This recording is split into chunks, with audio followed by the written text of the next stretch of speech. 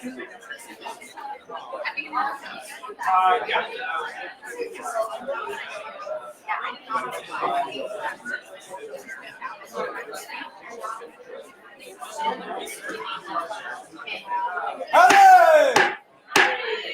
Please find your seats. I now call this meeting to order at 7:10 p.m. on November 13th, 2019. We'll begin with opening roll call.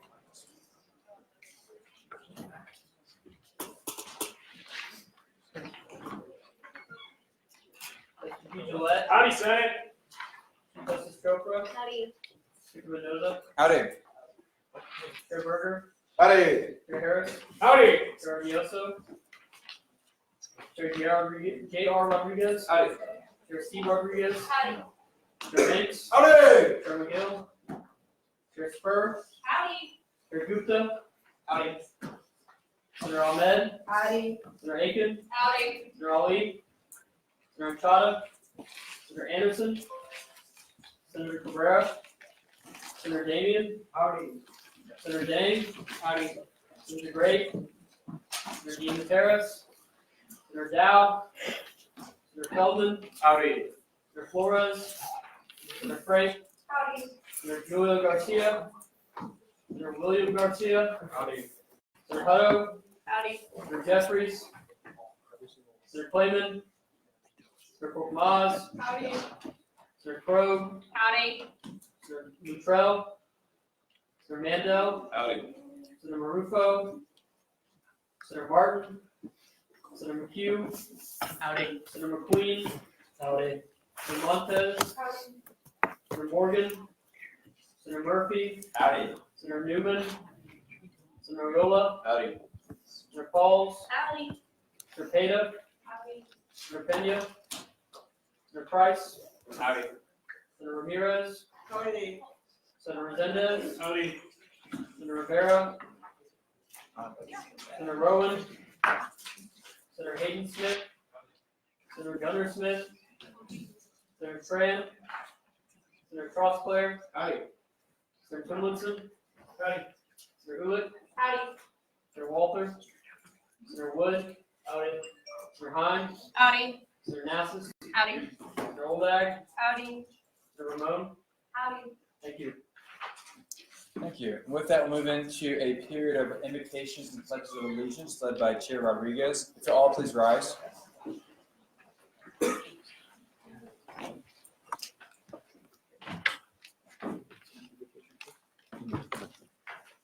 I'm going to reflect in a way that I feel appropriate. I encourage you all to do the same. Bye, guys. Heavenly Father, thanks for giving us the opportunity to gather here this fine evening. We ask that you be with those in and outside of this room as we conduct business that's to the body of Texas A&M University. We ask that you guide our hearts and our minds to the greater service of those outside of these walls, as well as to the respect of those within these walls. We ask that you guide our words also for the benefit of everyone here and outside of this chamber. We ask that you be with those this whole evening who might have a long place to stay. In your name we pray. Amen. Please join me in the pledges.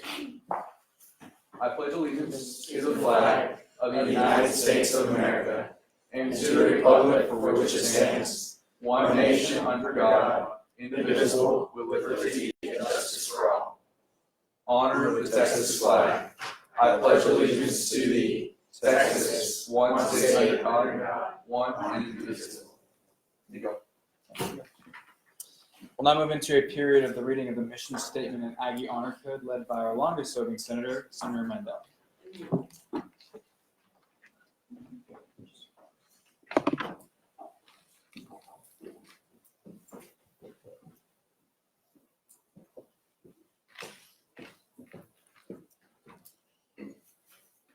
The Texas A&M University Student Senate represents all students in order to enhance the Texas A&M experience within our university and communities through research, legislation, and advocacy in accordance with the core values of our institution. And Aggie does not lie, cheat, or steal, nor tolerate this. We'll now move into a period of the singing of the Spirit of Aggieland.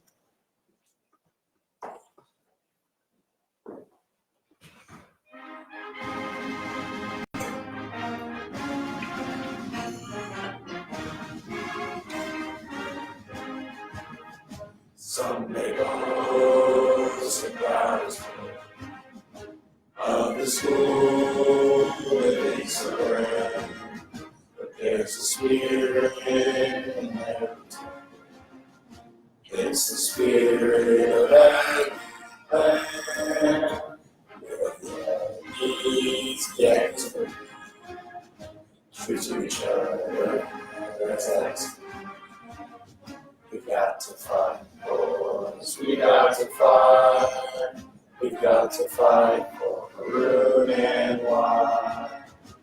I've listed all the they will come and join us.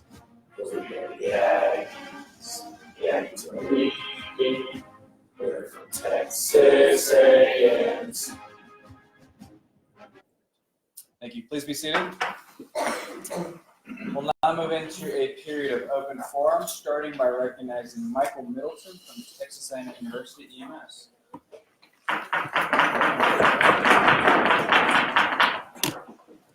Howdy. Howdy. Appreciate this opportunity to come talk to you. I'll try to be brief. It's kind of a long story. I'm Michael Middleton, I'm the EMS manager for Texas A&M EMS. Name of service here on campus. Not everybody, even students, is aware of where we're at and what we do. This is Eric Lillian, he's the assistant EMS manager. We have the ambulance there sitting at Eagle in the seat. It's in service 24 hours a day. Throughout the holidays, along with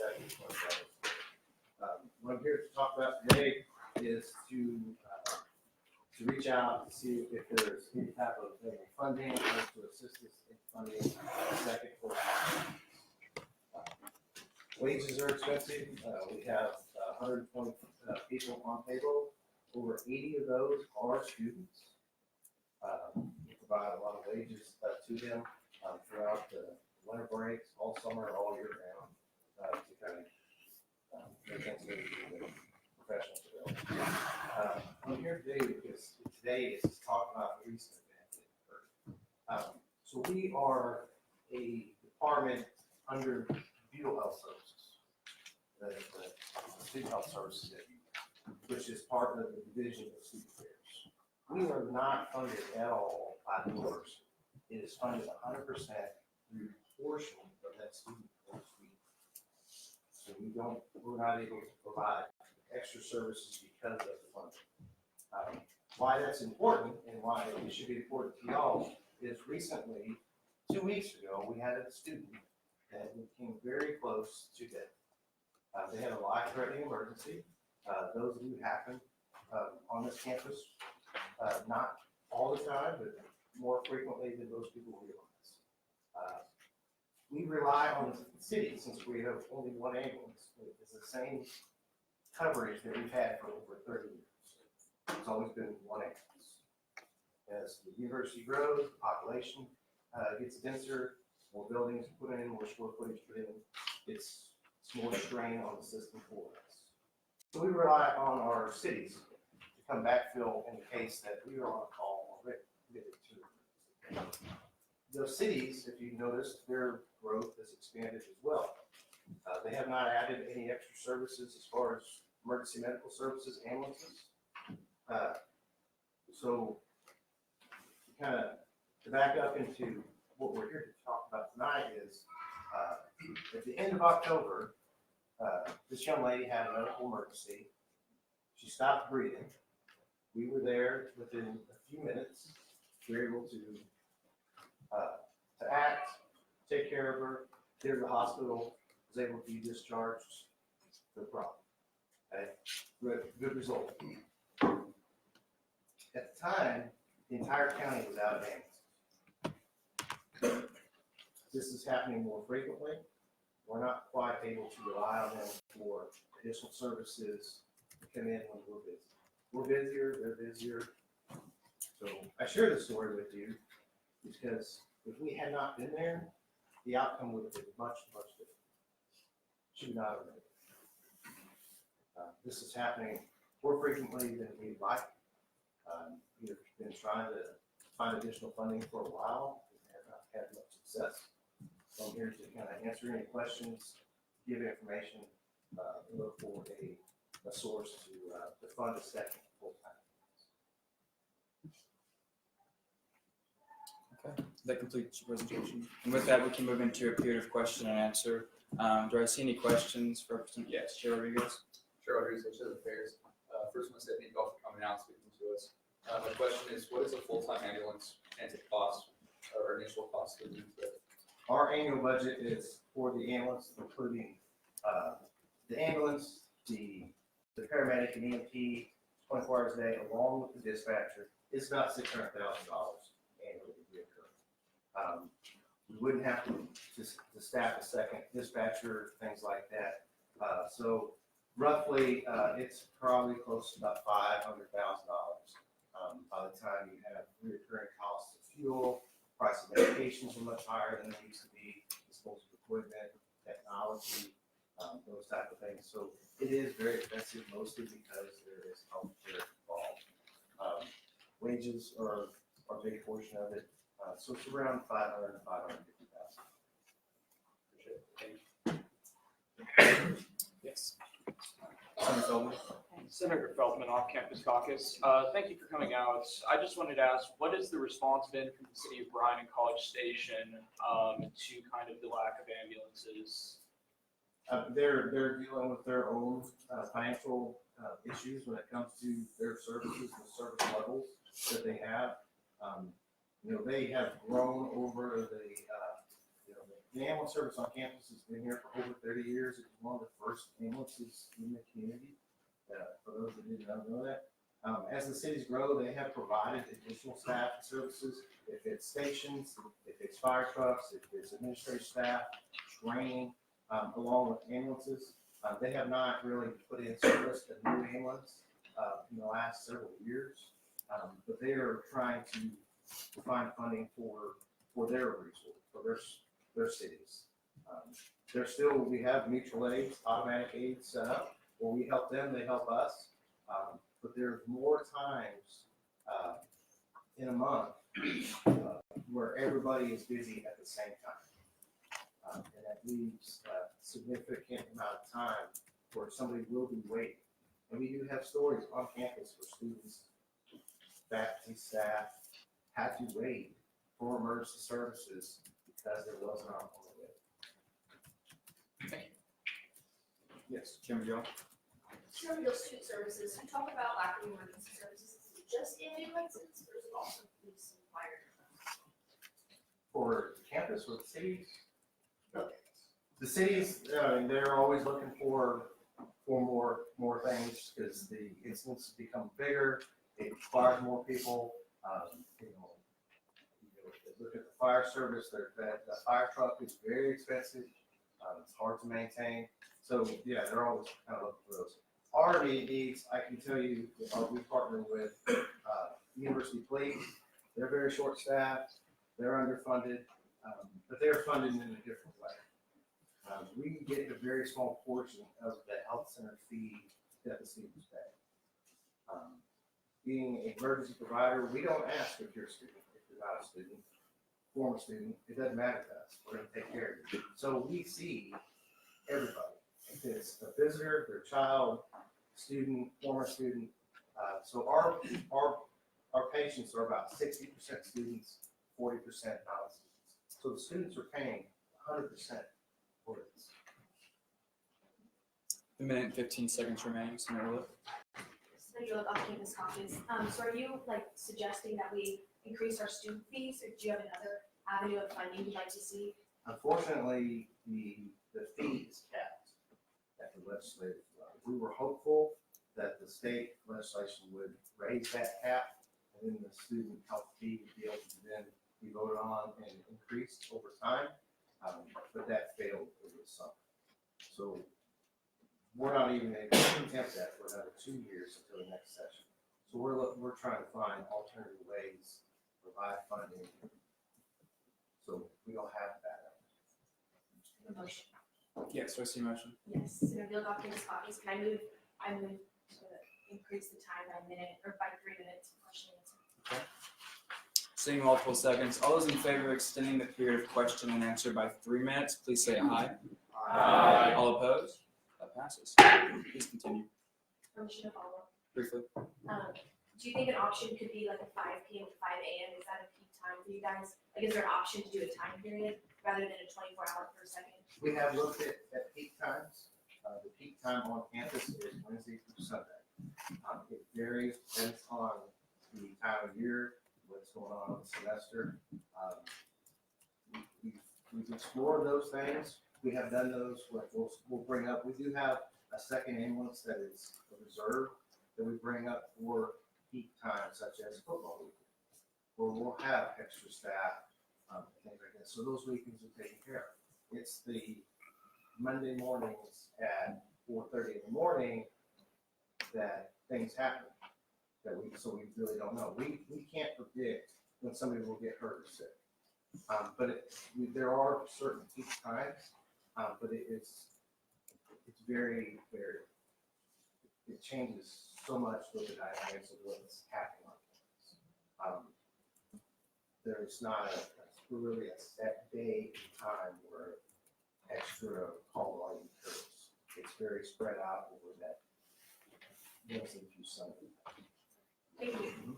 With 3 minutes remaining, Senator Trustclair. Thank you, Senator Strasburg on campus. Are there any specific state grants or federal grants y'all are looking to get, or are there any emergency legislative grants that you also see? We're not eligible for a lot of those because they're for local governments, where we're actually a state, we follow the state. So we're not able to apply for a lot of the safer grants that we hear about that provide funding for portion of staff, equipment, things like that. We've applied for grants in the past through our Bryce Valley Regional Advisory Council. It's usually about $3,000 a year. It's not the $250,000 that we need to purchase capital equipment or offset some funding of wages. 2 minutes remaining, Chair McGill.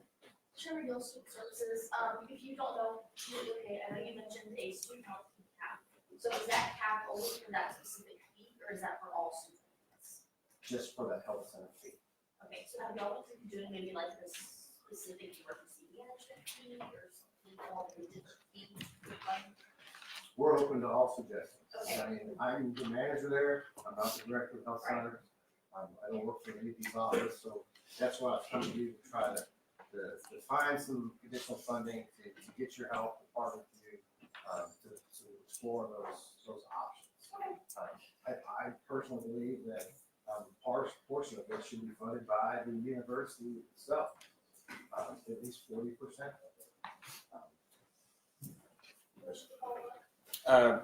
Yes, with a minute remaining, go ahead. Do you give like a very rough estimate about how many people y'all treat per year or even per semester? We respond to a little over 1,000 emergency requests. That's somebody calling 911 or University Police telling us, hey, we have a person injured or sick. Throughout the entire year, just football alone, like I'll go back to one game this past season, an Auburn game. We saw over 700 people, we had 700 contacts. And that was within about 45 minutes to 65 minutes. It's an impossible task for what we have. And the men and women that work for us do an amazing job to serve those, and this would help supplement some of those challenges. Absolutely, thank you. With 15 seconds remaining, do I see any further questions for our presenters? Seeing none, thank you both so much for coming. Appreciate you.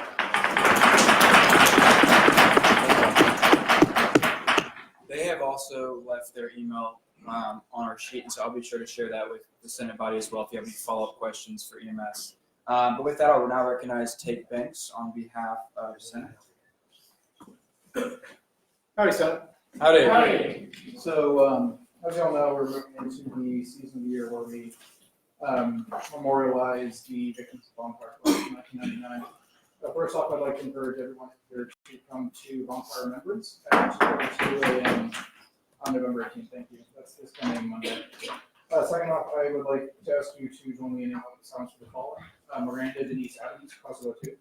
Christopher D. Breen, class of 96. Michael Stephen Eubanks, class of 03. Jeremy Richard Frampton, class of 99. Amy Lynn Hand, class of 03.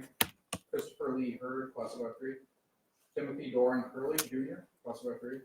Lucas John Kimmel, class of 03. Brian A. Klein, class of 02. Chad A. Powell, class of 03. Jerry Don Self, class of 01. And Nathan Scott West, class of 02, who have joined in on the science.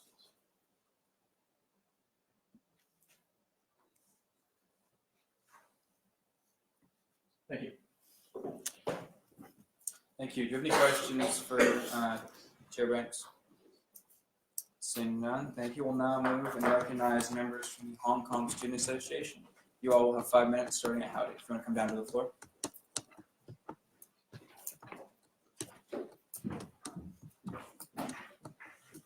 How do you say name? Howdy. So with us today is the Hong Kong Student Association, and if you guys follow international news, you would know that there is a pro-democratic movement going on in Hong Kong, and they're just here to inform us about it.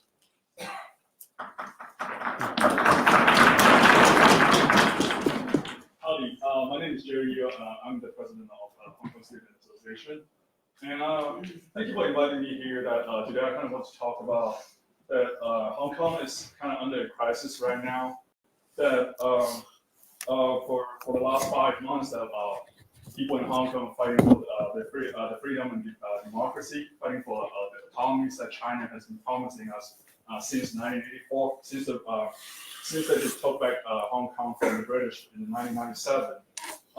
We as a Hong Kong citizen were promised that we'll have our own right to elect our own government in our parliament, but that didn't happen. And since then, China has been suppressing Hong Kong in many different ways, including using their political and economical influence to try to censor and silence the people that were objecting with them. So I kind of want to ask you guys to raise the awareness that help us in any way that possible to support Hong Kong in hopefully that you guys will understand that what we've been going through. It's been 5 months already that the police brutality is getting worse and worse every single day. Students are getting killed, no matter it's intentionally or accidentally, that they would get shot by rubber bullets, from tear gas, and also even from live round recently. That they are starting to just what I'm worrying about that is going to be another Holocaust is going to happen in Hong Kong very soon. I'm hoping that I'm just exaggerating, but it seems like the things that is happening right now is not. It's kind of pointing to that direction. So that was pretty much from me right now. Is there anything you want to add? Yeah. I guess to illustrate how dire the situation is in Hong Kong right now. Just 2 days ago, the police came into a university in Hong Kong without a warrant, and you can see that the students from that university are there to defend their school premise. Because if the police do infiltrate the university grounds, there'll be thousands of people being arrested. It would be quite catastrophic. So I'm born in Hong Kong, but I lived here for around 17 something years. But I did live here in Hong Kong for 9 years, and I live fairly close to my university. And just 2 days ago, when I was studying for my exam, I could see people rushing to the streets, regular citizens trying to aid the student protesters, trying to bring them water, just like how Hurricane Harvey resonated with people and get people to help against the regular citizens of Hong Kong come out and help the people in that university that are trying to defend their university grounds. That has been a pretty dire situation. So I urge all of you guys to kind of raise awareness and I guess place some hopes and wish them well for the people of Hong Kong. And that's all I can say. Thank you. Anything else?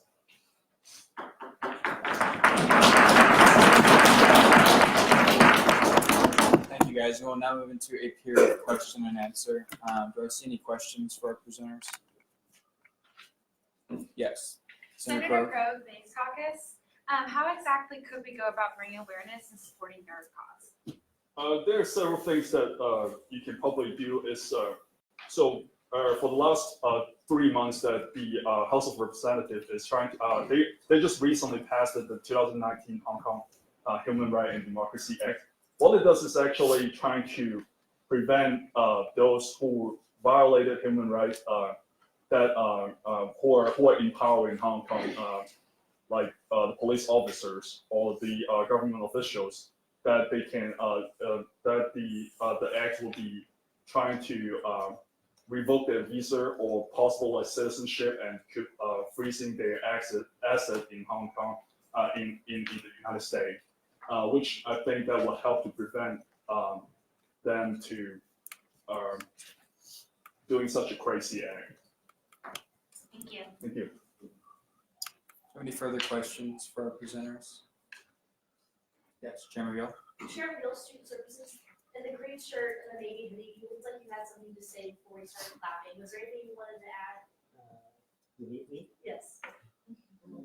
Yes, let me say a few words. So, actually, before I came to Texas, I'm a graduate student in the Chinese University of Hong Kong. And it is quite, to me, yeah, what I want to say is that Hong Kong people have tried all the methods to fight for the freedom. And we have already tried all the peaceful means, and now we can see that the violence is escalating. Of course, we know that at the end we cannot win against the police, not even the military. And I don't know, maybe the Tiananmen Square affair will happen again in Hong Kong. And yeah, I don't know what we can do, but as long as Hong Kong people do not give up, I will keep fighting for Hong Kong, and I hope all of you can support Hong Kong people. That's all I want to say. Thank you.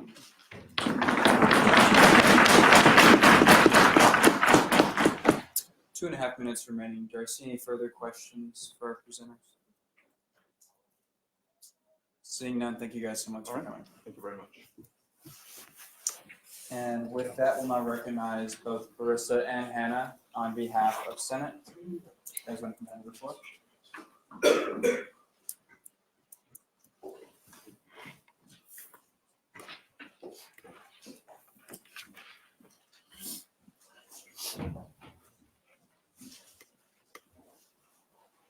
All right, howdy, Senate. Howdy. So, Hannah and I are happy to announce that next week, November 20th, yes, we are having a diversity workshop. So, basically, we want to have a diversity workshop for y'all. It'll feature a few different things. Our disability subcommission will be coming to speak as well. So we'll have a little bit of a disabilities training. So that's like super cool. They've like offered to do that for us. And there will be a resolution going for them as well. But yeah, so it's going to be mandatory. It'll only be from 7 to 8 p.m. So we're excited to have you guys attend and can't wait to see you there. So just a little heads up to get ready.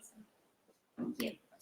Thank you, guys. For clarification purposes, I'll send out more information from them. It'll be in Coldest 134 right here next Wednesday. It'll be an event where you can get an absence excused rather than a mandatory event. But we hope to see you guys there. If I'm correct, also, I believe Senator Frank will also be speaking. Yes. And so it'll be an event that they're excited to put on and we're excited to help join. But with that, do I see any questions for our presenters? Seeing none, again, I'll send you guys more information from the both of them, but we thank you guys. Thank you.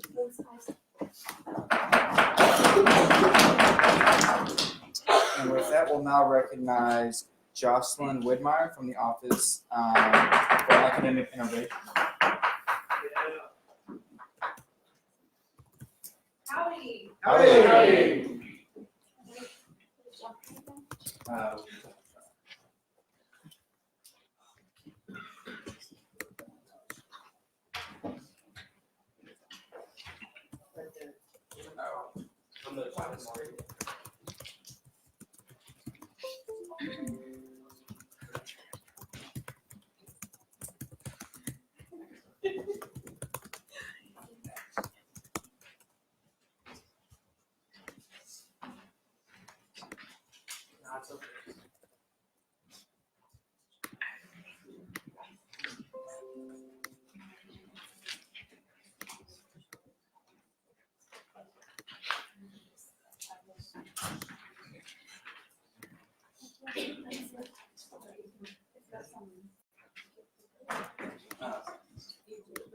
Okay, all right.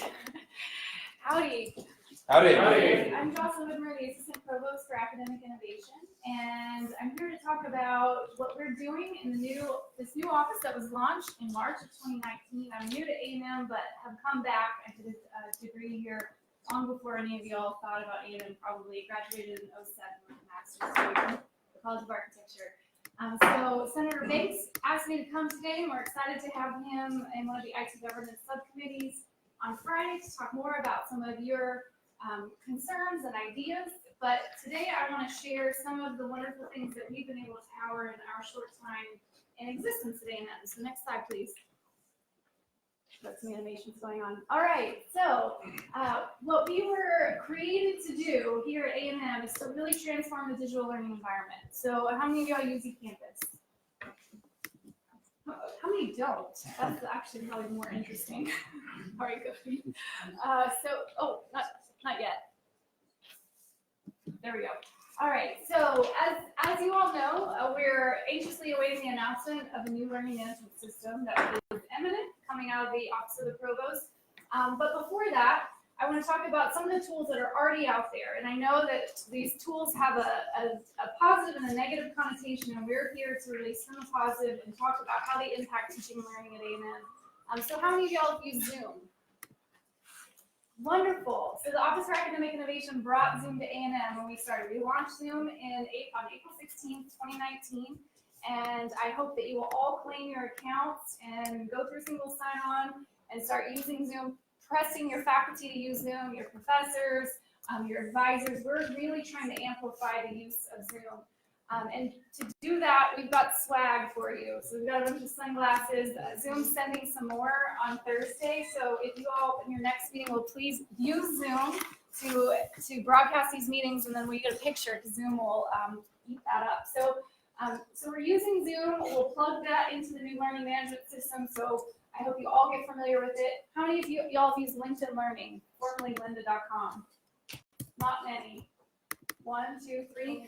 All right, so that's another tool that will also integrate into the new learning management system, and we're in the Office for Academic Innovation trying to get faculty and staff to use these for your benefit. So this is the first time in 9 months, I think, probably, that I've stood before a group of students, so I hope to do that more and more as we roll out the new learning management system, and I can hear from you. But before that, I ask that you do use these tools that we are essentially supporting.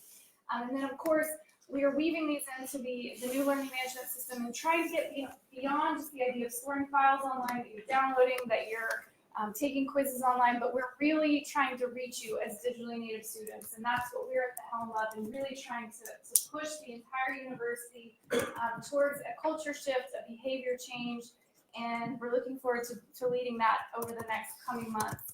Next slide. All right, so a little bit more about Zoom. When I started here in March, I wanted to make sure that Zoom was in the hands of every student, faculty, and staff. Coming from a previous institution, I saw the culture shift. So we have 77,000 licenses.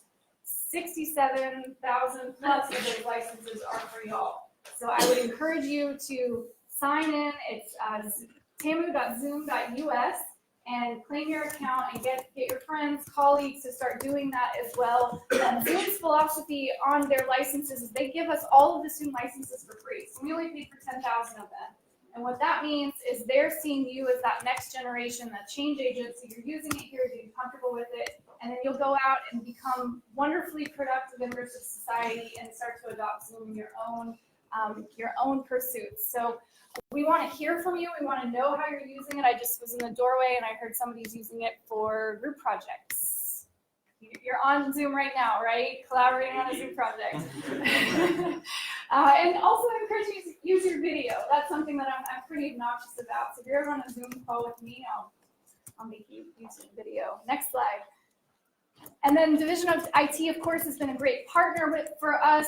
That's Help Desk Central, and they've been powering, pushing out messaging. So that'll come through their Instagram feed, Twitter feed, and stuff as we continue to move forward. It's tamu.zoom.us again, and you'll see these if you follow them on social media. And I think I have one more. Oh, just the end. Thanks for listening. And the font's all screwed up, but I want to hear from you, and I really do mean that. I brought our creative designer here. He's about 7 days on the job, and he's here to amplify what we're doing. And at the end of the day, we are all about you. So we're empowering faculty to use these tools, but for the purposes of impacting student learning outcomes. So we have to hear from you.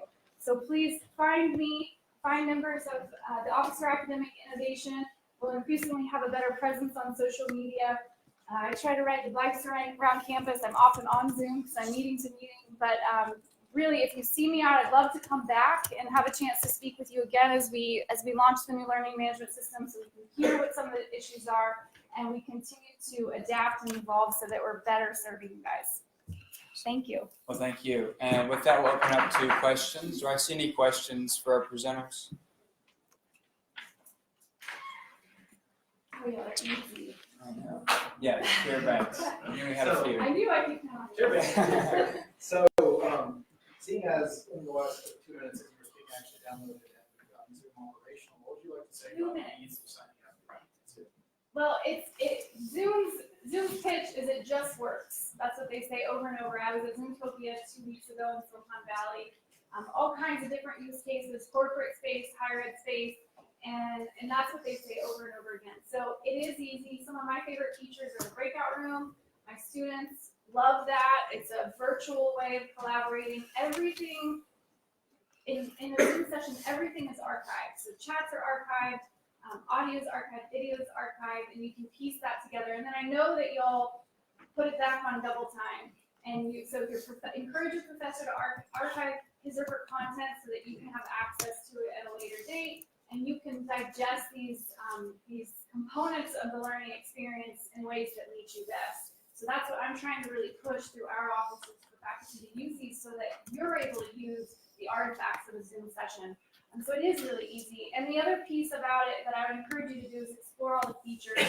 There's a ton that get rolled out, every couple months. They're adapting. We're really informing Zoom and what their product development looks like in a lot of ways. Zoom's here every couple months, hearing from us, learning from us. So that's been the really neat thing, is to know that in some capacity, we're informing what this product looks like down the road.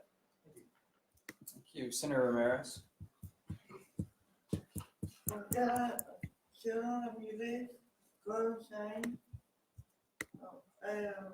Are you teaching about tutoring online? Teaching online? Are you using this online? No, tutoring. Tutoring. Yes, that's a great question. So some of the student service offices or some of the early adopters were collecting those use cases. The Office for Student Success is using it. We're trying to learn best practices for this, these online exchanges, and make sure we're not, replacing something, not providing something that is provided in a traditional face-to-face format. So we're learning from the research as well. But that is something that's being kind of incrementally used across some of the student support groups. And the Writing Center. So we've got a great dashboard. We can see the numbers.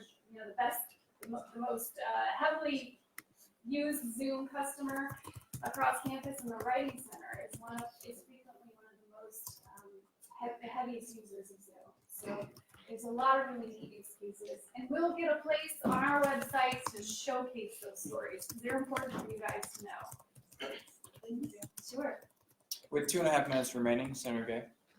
Senator Gay, Main Caucus. Can you briefly explain what Zoom is? Because I've never heard of it. Sure. Well, so first of all, my hope is that your next meeting will be, you're using YouTube? Facebook, sorry. So my hope is that your next meeting you're using Zoom rather than Facebook. So it's a collaborative video conferencing solution. That's kind of the corporate definition of it. But it's a highly interactive, user-friendly, and very contemporary interface in terms of having a face-to-face. Our accounts allow up to 300 people. And then of course we can work on a webinar solution. How many people participate in this session virtually? Live, not as much, but we leave them long term, so I think 300 would be fine. Okay, super. So if you exceed that, be sure to touch base with my office and we can get you connected. But and then you can archive those sessions. There's transcription, timestamped audio, there's a chat functionality, there's breakout rooms. That's something that's really neat. You can pre-populate breakout rooms. You've got virtual backgrounds that you can do. Touch up my appearance so you look even better on video. And there's just a lot of really kind of state-of-the-art ways that Zoom is thinking about that video interface that's constantly evolving in the product. And I can make sure that you guys have a link to Zoom, like the blog that talks about some of these features and functionalities. With a minute remaining, Senator Ahmed. Sarah, I'll just thank you for coming and talk to us. Obviously, this is something I haven't heard about either. And so one thing about like how there's like Facebook and YouTube is kind of like, since it's like a lot more accessible like to students or like people who are not students as well are still interested in what we were talking about. So is Zoom like, let's say some like we start using it for like our lives and stuff. So and it's like obviously more engaging and interactive. Is it easily accessible or would someone like have to have an account to be able to see it? Okay, That's a great question. Yes, so if you as an A&M student create the link for this meeting, anyone in the world can access the link. In terms of our video recordings, we've got some permissions set at A&M, so those cloud recordings can only be accessed through single sign-on, but we can talk about that if you need some different portability in the video content. But in terms of a live session, anybody with the link can access it. Does that answer all of your questions? You had a couple of embedded questions in that. Oh, I mean, yeah, because that way if you put the link on Facebook and then one can Yeah, oh, absolutely, yes, yeah. If anyone with a meeting code, it's usually an 8 or 9 digit meeting code. You can set it to your cell phone if you want, you can have your own vanity code, or you can have it randomly generated for meeting.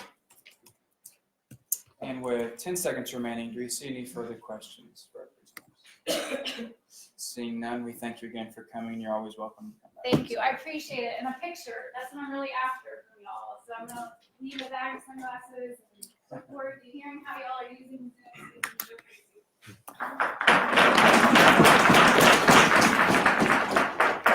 Thank you. We'll now recognize Zach McHugh on behalf of the Core Values Ad Hoc Group.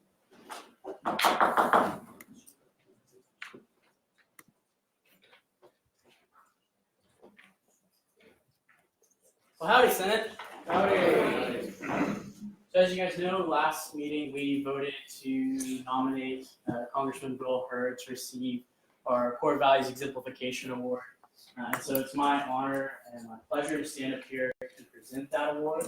I'm presenting the award to him because he has shown time and time again that he lives with integrity, that he exemplifies integrity, and that he sets an example for all of that nation to follow of integrity. And so, unfortunately, Congressman Hurd couldn't be here with us tonight. He's working really hard up in DC. But we do have the distinct pleasure of having a former intern of his office here with us tonight, a current Aggie student, a junior. So please join me in welcoming Ms. Danya Tara.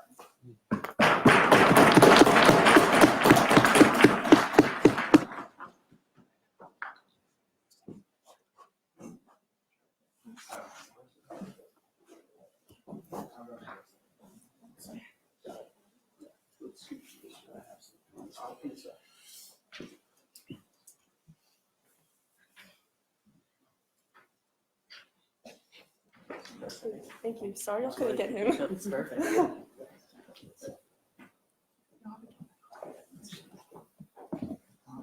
Donnie leaves, do you have any questions, I guess for our presenter or Donnie herself?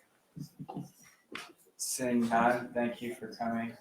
We appreciate you coming. I actually got to work alongside Donnie this summer in DC, so it's her first Senate meeting, so she did not know what she was getting herself into. But we'll now recognize Senator Gupta, if he's still in the room, on behalf of the Operations Committee. And seeing as he is, it's your time, 5 minutes. Howdy, can you pull up the Senate?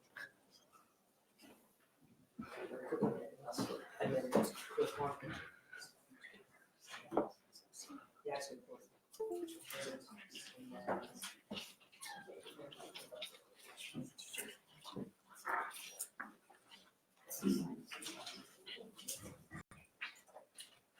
All right, howdy, Senator.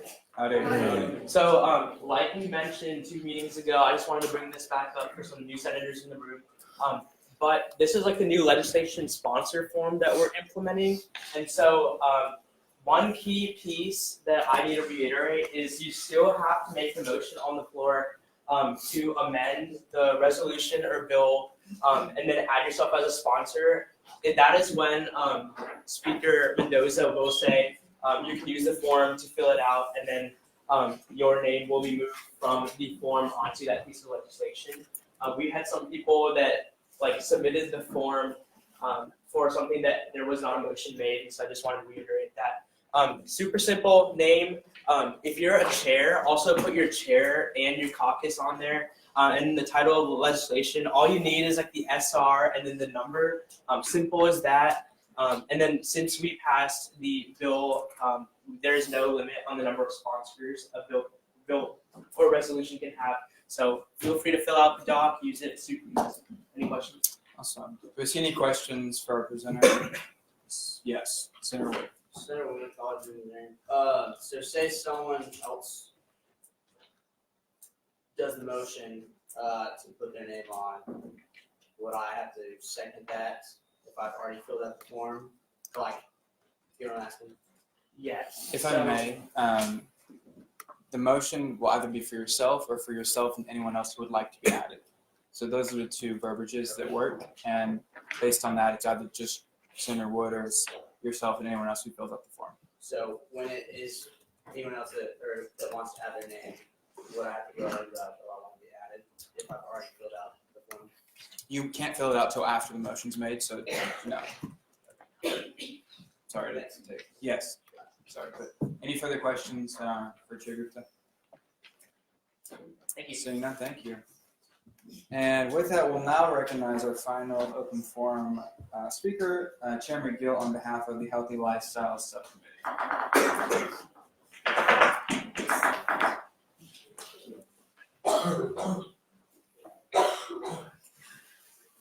Howdy, Senate. Howdy. Wow, that's really hard to see. Okay, so I'll make this really quick because I know we haven't actually started the meeting.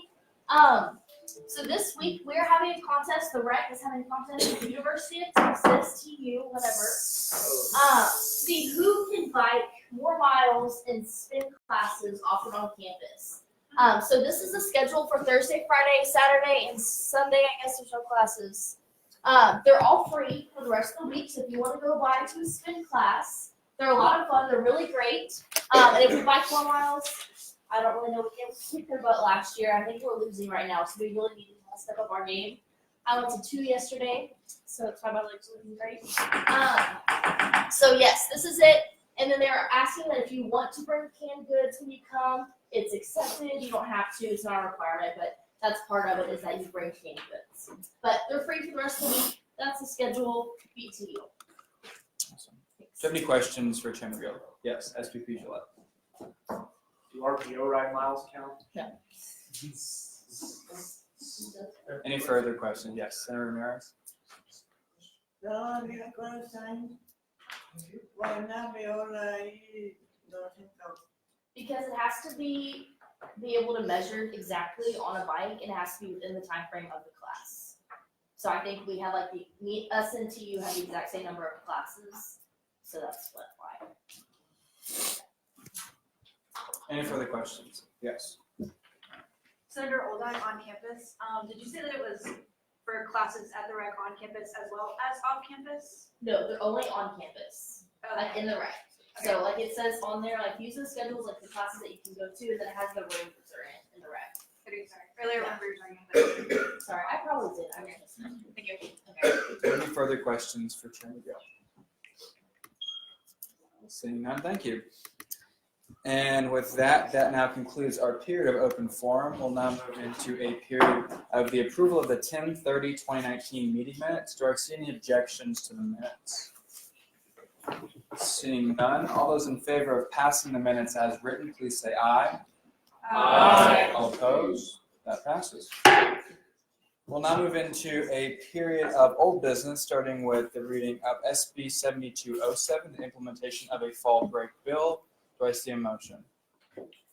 Chair Banks, second upstairs. I move to mediate the agenda to consider the core values committee's nominations for the month of November. Seeing multiple seconds, all in favor of deviating from the agenda to consider the new core values nominee, please say aye. Aye. All opposed? That passes. If you want to please come down to the floor. You'll have 10 minutes starting at Howdy.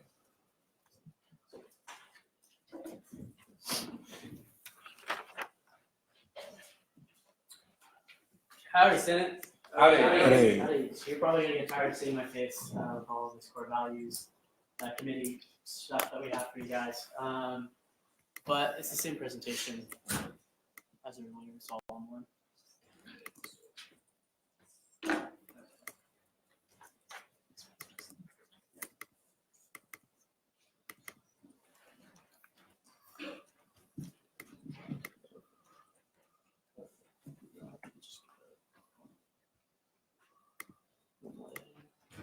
Perfect. So the month of November is Leadership. So we're extremely excited. This month we have something special. We actually have two nominees that we're going to be talking about in just a minute. Both these nominees we'd like to receive the award together. And so we're extremely excited about that. But a couple of updates about Core Values Committee before we actually tell you about these guys. The nomination form should be in the drive soon. But it did go out with ag input, and it also went out with the SGA newsletter. There's also a bulk mail to go out to the students that's been done, it's just waiting approval. So that should go out soon. And then that's all I have as far as updates go. We'll try to keep this short for you guys. Do you want to go ahead and talk about personal? So if you like the next slide, please. Thank you. James Edward Saran, class of 58, was a production marketing major from Brownsville, Texas. Now, this was back in the days where students from a little-known community college down in Austin used to try to sabotage the bonfire. In fact, one year they actually flew over the bonfire and attempted to firebomb. When the plane landed, our old ags actually dismembered the plane and added the wooden parts of it to the bonfire. Mr. Saran was standing guard on the night of November the 20th, 1955, to keep the T-SIBs from burning down the stack prematurely, when he noticed a car coming toward the stack too quickly. So him and the other guards were getting coffee and donuts from the truck that had come serve him that evening. As he noticed this car, his first thought was not for his own safety, but for the safety of the other cadets with him. And he took action and pushed two other cadets, Donald Lee Moore and Rory Gordon Guthrie, out of the way of the oncoming car. He then attempted to escape, was unfortunately very tragically hit by the car, and he passed away 5 days later in the hospital. To this day, Fish and the Corps are not allowed to say thank you to their sophomores because Cadet Saran's Fish was not able to say thank you to him. Cadet Saran, I've heard that in the Corps, one of the reasons the Fish go through what they do freshman year is because the Corps believes that part of leadership is humility and doing one's duty. If this is true, then we believe that James Saran, class of 58, truly exemplifies what leadership is, and that, as we sang in the song, true to each other as can be, he truly embodies that. And then our second nominee is Dr. Klein. Dr. Klein is the Speaker of the Faculty Senate. The reason why we want to put him up for this nomination is because he's worked extremely hard to work with the Student Body Senate to work with what we want to get done and to help us along the way. And so he really goes out of his way to exemplify what leadership looks like, because as a professor, he's not required to be on the faculty senate. He serves that way anyway. He also is not required to work with us, but he does that anyway. And so the reason why we have 2 nominees for you this month is because Dr. Klein exemplifies leadership, and also with Bonfire coming up, we thought it would be extremely cool to honor somebody who led in the realm of Bonfire, which is where our other nominee comes from. Yeah, absolutely. So when I served as academic affairs chair previously, I worked with Faculty Senate in that capacity. And I was also, as president of Western, involved in a lot of discussions with Faculty Senate and a lot of work on student study. And I would just like to say that the degree to which Speaker Klein has gone out of his way to meet with us, to set up, I believe, regular meetings with Speaker Mendoza, to just coordinate with us and listen to our concerns is unprecedented. And I really do believe that he deserves this award. Well, thank you both, and we'll now move into a period of question and answer. Do you have any questions for our presenters? Seeing none, if you both will step off the floor, we'll now move into a period of voting to confirm both James Sarin as well as Dr. Klein to be November's Core Value Award recipients. All in favor of confirming them both, please say aye. Aye. All opposed? That passes. With that, now we're back to the period of old business, and again, read SB 7207, implementation of the Asphalt Road Bill. If SPP Gillette will please come down to the floor.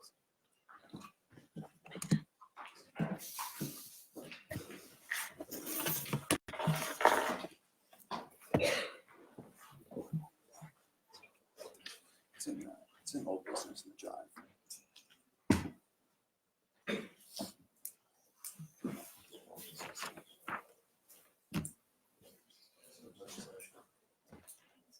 Well, howdy, Senator. While they pull that up, we'll go ahead and get started. There's only one piece that we changed in here, and it was 2020 to 2021, so we can be realistic with the timeline we're looking at. We do feel confident with that year, and we did, as we mentioned the last time we spoke to you as well. But really, I think we just have updates from across campus we want to hit on, as well as answer questions you guys have. So we've gotten feedback from almost not every group under the sun, but pretty close. A lot of it has been very positive. The biggest reason for the 2021 shift from 2020 with the bill is the fact that there's things that are already in place that would make it fundamentally impossible to implement this unless we had some radical changes that would affect a ton of things. But overall, from people involved with the rec to people involved with the Corps of Cadets to people that are running NSCs, there has been no absolutely negative feedback. There's been some things that, hey, we need to change or look at this, but no one has been staunchly, absolutely against it. Yeah, and also within the Department of Student, Division of Student Affairs, Dr. Q also has all of those report to him. I'm sending in their feedback on the bill specifically. So we've gotten almost line by line feedback from some with that, and the Corps Cadets was one of them. And so looking at that piece, we also sat down with the provost on Monday, I believe it was, and she's of course a proponent of this and was also part of the reason we brought it down to 2021. So we do feel like that's a realistic timeline for it. Apart from entities like NFC or Corps of Cadets within A&M, we've also had conversations with student organizations. This could certainly impact. Fish Camp is one of them. Different things that impact international students as well, realizing that plays a role into it, and how it affects how is also an important part that we're going to be looking at. But the other pieces to it and the tangibles in our eyes are remaining the same in terms of the Thursday, Friday of prior to when school currently starts will be hopefully the new start date, and then we're looking at the same end date for Christmas break, so you guys still have that. So to be perfectly clear, that Howdy Week, that Thursday and Friday is when we would start class during that Howdy Week. But unless you have anything else specific, we'll turn it over to questions. Are there any questions for the presenter? Senator Wood. Senator Wood, you said that there was like some major things in the system that would deny or not allow this. So at this point, is it more of it could happen, it's in talks versus like, hey, this is actually something that we think? Yeah, that's a good clarification part. There's major things in the system that limit it for 2020 because Yes, the for schedule- 2020, because the that's schedule's set. So that is like concrete at this point, at least in the registrar's eyes. But in the future, no, not at all. The provost is for it. Speaker Klein has seemed to be for it. We're working to make the faculty piece something they can relate to. But for them specifically in the future, we think it's very feasible, and so did the faculty lens, and so does the provost. The piece that's concrete is the 2020 piece. And an example of that would be, there's an NSC that would end the night before school starts. Are there any other questions for the presenters? Seeing none, we'll move into a period of debate. Starting with debate against. Perfect. That now concludes the period of question and answer. We'll move into a period of debate. Like was mentioned, starting with debate against. Do I see any debate against this bill? Yes. Chair McGill, Chair McGill, Student Services, I have an amendment. please state your amendment. I would like to add myself, anyone else interested as a sponsor. Wonderful. Seeing multiple seconds, thank you for the verbiage, Chair McGill. All those in favor of adding Chair McGill and all else who fill out the form on the Google Drive as sponsors to this piece of legislation, please say aye. Aye. All opposed? That passes. Chair McGill, there's still the floor in debate against. I would even like to. The floor has been yielded to, and with that, move into a period of debate for this bill. Do I see any debate for this bill? Seeing none, debate is one-sided, and the period of debate has now closed. With that, we'll move into a period of voting. All those in favor of passing SB 7207, implementation of a fall break bill, please say aye. Aye. All opposed? That passes. That concludes our period of old business, and we'll move into a period of new business, starting with SR 7224, the fiscal year 21 SAFAB recommendation resolution. If Chair Harris, please come down to the floor.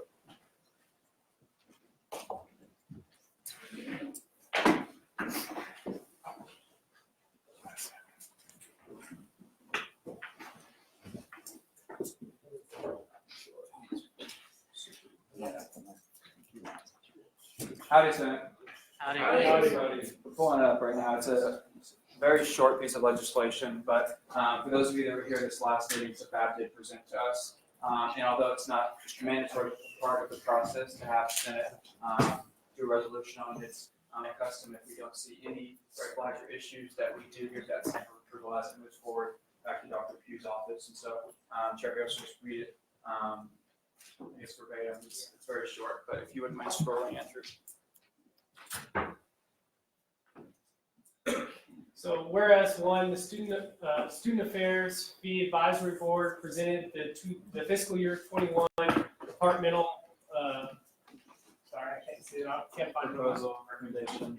The Student Senate, during the General Senate meeting of October 30th, 2019, the Finance Committee has found it's on the board's recommendations to be acceptable in the Texas A&M Student Senate acknowledges and supports the fiscal year 21 recommendation approval by staff.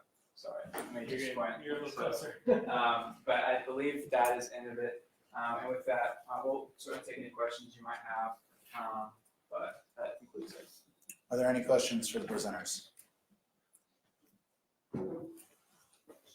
Awesome. Thank you, guys. Thank you, Chair Harrison. With that, as this is a resolution we voted on today, we'll move into a period of debate, starting with debate against. Is there any debate against this resolution?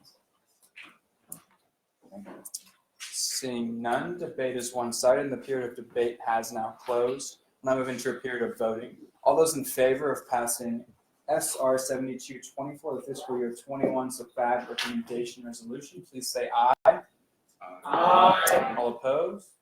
That passes. We'll now move into a period of the reading of SB 7208, the Omnibus Senate Bylaw Revision Act. If the authors and sponsors would please come down to the floor.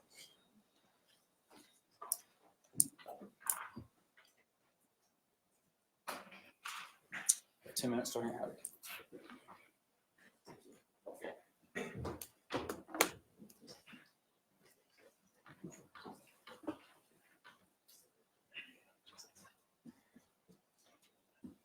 Howdy, Senate. Howdy. So today we are presenting the Ambulance Senate Bylaw Revision Act, and so what this is going to do is it's an act to revise the Senate bylaws. And so, Sam, would you like to read it through? Whereas one, the finance chair and the finance committee members are under enormous strain during the fall semester, and whereas two, the Judicial Court Justice Confirmation Subcommittee has been viewed as a bias or pay committee, and whereas three, during the confirmation process, there have been lots of explanations why a particular candidate has been chosen, and whereas four, Student Government Association commissions have been keeping student body informed and held accountable. Okay, therefore, let it be enacted one, Title III, Chapter, Article, and Section 5, amended by making the following modifications. And this is that the Senate Finance Committee and the Senate Finance Committee will consist of the Finance Chair and the 6 or 8 sections selected by the Finance Chair and confirmed by the Senate. From this.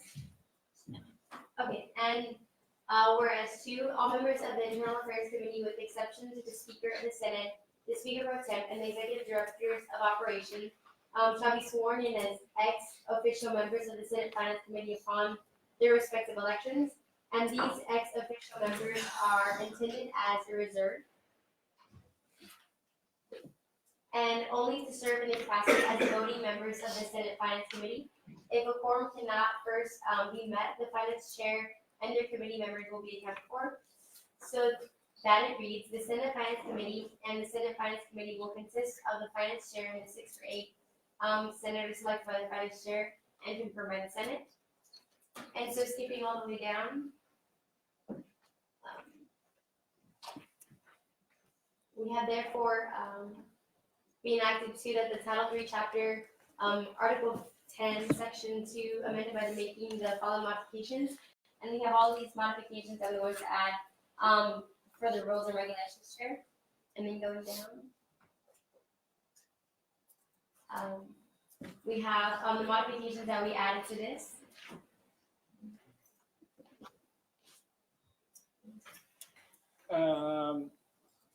So this fixes a lot of the issues that came up with the confirmation process during the spring.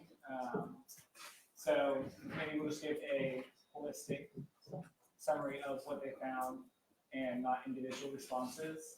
There'll also be no minimum number of senators, and any senator can serve on this committee if they want to. Moving down.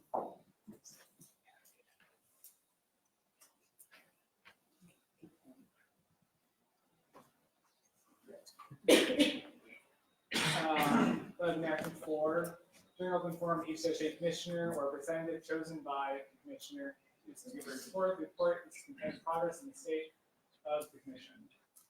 And enacted 5, the copy was sent to the Board of Rules and Regulations Committee at its email address. Connor Hull, Speaker Pro Tem, via email at its email address, and Casey, who's the Chief of Staff, via her email. Okay, thank you guys. And with that, we'll move into a period of question and answer. Do I see any questions for our presenters? Yes, Chair Rodriguez.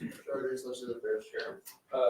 My question is going to be to Senator Jeffers. Have you talked to any of the exec commissioners about the reports here in the Senate before? No, I've not. Thank you. Chair Gupta. Director Gupta, Operations. Do you think this will add a lot of time to the end of our Senate meetings that are already moving along? And do you think there might be like a better way to do this instead of add? Yes, I just talked to Mikey Gillette, and I feel like we have a better solution than what I have here, so we'll fix that in the meeting. Yes, Chair Rodriguez. Chair Legislative Affairs Chair, would you be opposed to, are we allowed to write amendments on the floor for this act today? It's a bill, so no, it'll have to be done in committee. Okay. Yes, Chair McGill.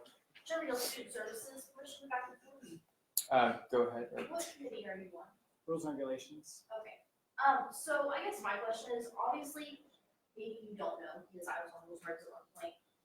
But every committee is backed up at the beginning of the semester. It's not just finance committee. So to ask everyone sitting here, not only do we have the other committees, not only do we have to have everyone else trying to get involved, trying to find our place in the city. Now we have to serve on another committee to be part of something that we didn't ask to be a part of, because finance committee is a completely other entity. Is that what you're asking us to do? So, my understanding is the finance committee, they're having a lot of training during that time. So after that time, you can resign the position. You speak a little bit louder. You can resign the position after you serve on that during that beginning section time, and then they have a lot of meetings. And if I could kind of fill this a little bit, having experience both on the finance committee in my first session here, and then also as one of these guys, even though I don't participate here, unfortunately, I have to sit in the light. And I'm a sweater, so that's not fun. But finance committee does do a lot, big run of their work up at the beginning of the year. And it seems like it could take a lot more time out of our schedule as committee chairs. For one, I know if the rules and regs chair before you has helped you out and done their job and actually finished what needs to be done as far as code revisions, then the rules and regs chair doesn't have a whole lot going on. So there are individuals on internal affairs who will have the time to be able to come out to these things. And it's basically just a buffer, because I know in my experience when I was on the finance committee, and then also for this year whenever Bubba was chairing the finance committee, it's really hard to find, even when you have, the finance chair can have 7 or 9 people on their committee, including themselves, okay? It's really hard to find time in 6 people's schedule or 5 people's schedule where they can all make a large amount of time work, because you can't just do 1 or 2 allocation hearings at a time. It's pretty futile when you have, I think 18 that they have to go through. And so there's just a really big issue presented there with having to get all those schedules to sync up together. And while there are some committee chairs who might not be able to make it work, just like there are senators on the committee who can't make it work, the hope is that we at least have a larger group to pull from. And having that larger pool of individuals is going to be, it's going to make it a lot easier on the finance chair to get those individuals out for allocations. And it's not something that we are signing you up, it's an extra task of yours as a committee chair. It will be, the committee chairs are there as a reserve if the finance chair can't find enough members of the finance committee for the allocation hearings that they have to get done. The finance chair has to be there, so unfortunately, whatever times work for them are the times that work, period, end of story. 1 minute remaining. And so, just like a member of the finance committee, if you as a committee chair can't make it work, that's okay, we're not gonna force you there. The hope is just that the finance chair can make his times or her times work a little bit better if they're going to have that larger pool to pull from. I'll put you at 10. Chair Banks. Thank you. Chair McGill. With 30 seconds remaining. Have you considered the thought that maybe you can have all of your chairs down there and not single one of them's gonna show up because they have their own jobs to do alternate? Yeah. Do a motion? I have a motion. Yes, do I see a motion? Sitting on off-campus caucus, I move to extend question and answer for 2 minutes. Seeing multiple seconds. All in favor of extending the period of question and answer by 2 minutes, please say aye. Aye. All opposed? Nay. That passes. Sarah, will you Sitting on question? off-campus caucus, this is for you, Sam. So the line in red, what is y'all's new proposed idea? Because I talked to a commissioner about this and he or she already has 2 meetings a week and is completely opposed to this. So they submit committee reports and commission reports, so we're just making that open access to all the senators. Thank you. With 1 minute and 45 seconds remaining, do I see any further questions? Yes, Chair Banks. Chair Banks, I get them here. So what was your purpose of including the having the commissioners come see for this? What was your motivation behind that? More communication within SGA, because as of right now, it's poor, in my view. So that's what that's. With 1 minute and 15 seconds remaining, do I see any further questions for our presenters? Seeing none, thank you. This bill will be sent to the Rules and Regulations Committee. We'll now move into the reading of SB 7209, the Student Fee Committee Removal Act. If the bill authors and sponsors will please come down to the floor.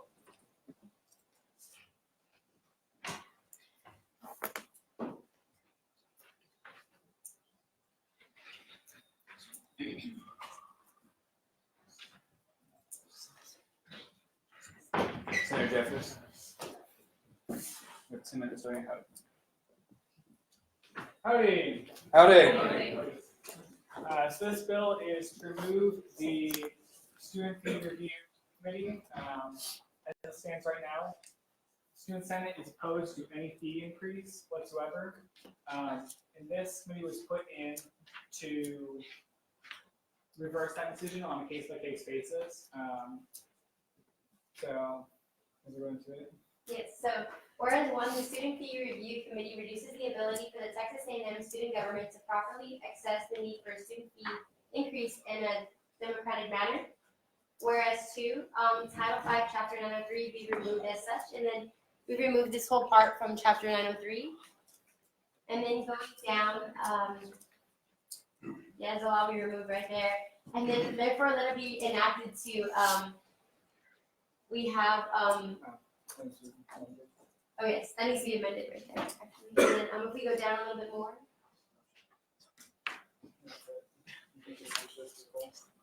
So then this overall is gonna help the student fee committee removal, and it'll be sent to those people to be reviewed and hopefully taking that part out. We will begin our period of question and answer by recognizing Chair Banks. Chair Banks, second third. So if this bill were to pass, correct me if I'm wrong, but the position would be that SGA is still default opposed and student fee increases, but to make SGA in favor of one, it would have to come from the Senate as a piece of legislation, correct? Correct. Thank you. Do I see any further questions for our presenters? Seeing none, thank you. This bill will also be sent to the Rules and Regulations Committee. All right. We'll now go into the reading of SR 7225, the Recognition of Veterans Day Resolution. The bill authors and sponsors will please come down to the floor. Got 2 minutes right ahead of you. Howdy guys. Howdy. So this past week we celebrated Veterans Day, so this is just a small resolution in recognition of Veterans Day. And every year we like to pass these just to reinforce how Student Senate is in recognition of this holiday, and hopefully keep it as like a long-standing tradition. So hopefully future Senates will also pass something like this. So we have here a resolution to honor all Aggie veterans and have served and are currently serving in the United States Armed Forces. And we have whereas one, in November 1919, President Woodrow Wilson proclaimed November 11th as Armistice Day. And we have whereas two, in 1954, Congress amended the commemoration of Armistice Day by changing the word Armistice to veterans, and from this, in America, veterans would be honored around the globe. And whereas three, in order to pay respect to all Aggie veterans, on November 11th, all citizens across the United States stand together in recognition of those who have served and are currently serving in the armed forces. And whereas four, the state of Texas ranks second among 50 states in regards to the population of veterans. And whereas five, veterans are the backbone of this country as they have put their lives on hold and are at risk to protect our nation and the freedom that we have. And whereas six, the Texas A&M current population currently provides support to over 1,000 veterans and over 2,000 who have served. And whereas seven, in 2015, Texas A&M University ranked as the best institution in the nation for providing services to veterans and transitioning into civilian careers after their military service. So therefore, let it be resolved to the 72nd session of the Student Senate thanks and fully supports veterans from around the globe. And therefore, let it be resolved three, the Texas A&M Student Senate would like to officially recognize Veterans Day as a time to support and honor all veterans who have committed in service. And therefore, let it be resolved four, that a copy of this resolution be sent to Dr. Young, Dr. Pugh, Dr. Means Coleman, the Texas A&M University system, and the TAC. Awesome.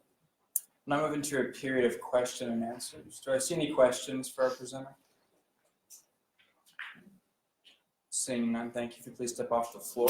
With that, we'll now move into a period of debate, starting with debate against. Do I see any debate against this resolution? Debate against? Yeah. I have an amendment. Please state your amendment. On the top, I should have several amendments, but, to make it a resolution to honor all veterans, like basically take out Aggie.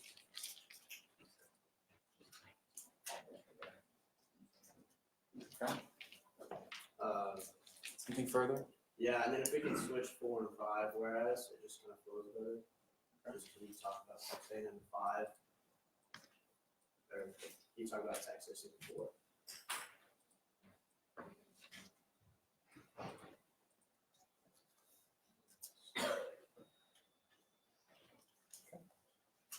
Anything further? This close, my close. Can we go down to the last?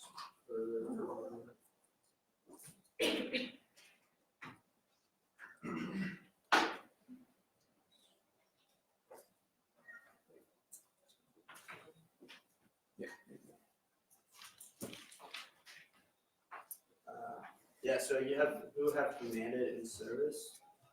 Was about that one on what it further be resolved.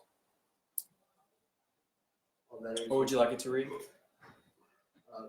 Anything but commanded served. You have served. Yeah, sir. Okay. I think that's still weird if that served. Okay. Anything further? Okay. Seeing multiple seconds. All those in favor of amending both the title, switching whereas 4 and 5, and changing the final letter therefore be enacted to be those who have served, please say aye. Aye. All opposed? That passes. Senator Wood, you still have the floor in debate against. I would also like to amend. I would like to add myself and any other sponsors. Okay. Seeing multiple seconds. All those in favor of adding Senator Wood as well as anyone else who'd like to be added as a sponsor, please say aye. Aye. All opposed? That passes. And Senator Wood, you still have the floor in debate against. I use my time to your senator. Chairman Gill, Student Services, I have an amendment. Please state your amendment. And therefore let it be enacted for. I would like to change Dr. Michael Young, he's not a PhD, so take out our. Okay. To read like that. Anything further? Okay. Seeing multiple seconds. All those in favor of correctly presenting President Young's name, please say aye. Aye. All opposed? That passes. Chairman Gill, you still have the floor in debate against. I yield my time to. Thank you. The floor has been yielded to, and with that, we'll move into a period of debate for this resolution. Do I see any debate for this resolution? Okay. Seeing none, debate is one-sided, and the period of debate has now closed. We'll now move into a period of voting. All those in favor of passing SR 7225, the Recognition of Veterans Day resolution, please say aye. Aye. All opposed? That passes. And with that, we'll move into our final piece of new business and the reading of SR 7226, the October Ag Input Resolution. If the bill authors and sponsors would please come down to the floor.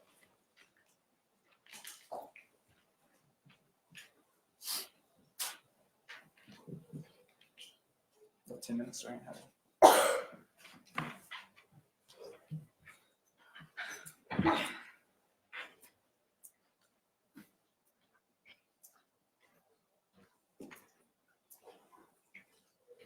Well, howdy, Senate. Howdy. I apologize, I sound stuffed up, I'm kind of sick, but I'm here. As y'all know, I'm gonna kind of preface a little bit for our certain resolution. We've been putting out ag input, that's in the constituency affairs committee's been working on.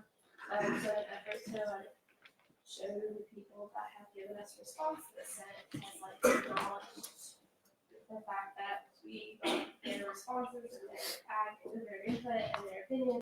We want to send them a resolution in honor of that. So it says that the 72nd session of the Texas A&M University Student Senate Constituency Affairs Committee set out forms concerning the opinions and ideals of the constituents the Student Senate represents.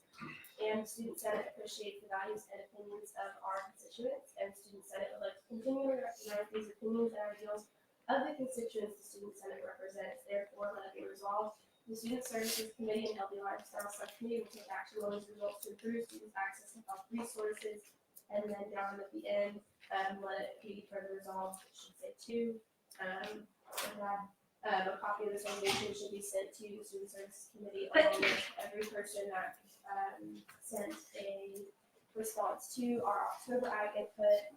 We'll be doing this every month, so there'll be one for November as well. This one's for last month's responses, so the 25 people that sent in responses for last month are listed below. Thank you, guys. And we'll move into a period of question and answer. Do I see any questions for our presenter? Seeing none, thank you, guys. Please step off the floor. And with that, we'll move into a period of debate, starting with debate against. Do I see any debate against this resolution? Seeing none, debate is one-sided. The period of debate has now closed. We'll move into a period of voting. All those in favor of passing SR 7226, the October Ag Input Resolution, please say aye. Aye. All opposed? That passes. That now concludes our period of new business. So we'll now enter our period of open session. Do I see any pieces of legislation? Yes, Senator Day. Senator Day, Hawk Campus, I have a resolution. Please state your title. Stand with Hong Kong resolution. Okay. Seeing multiple seconds, if yourself and the bill sponsors would like to come down to the floor.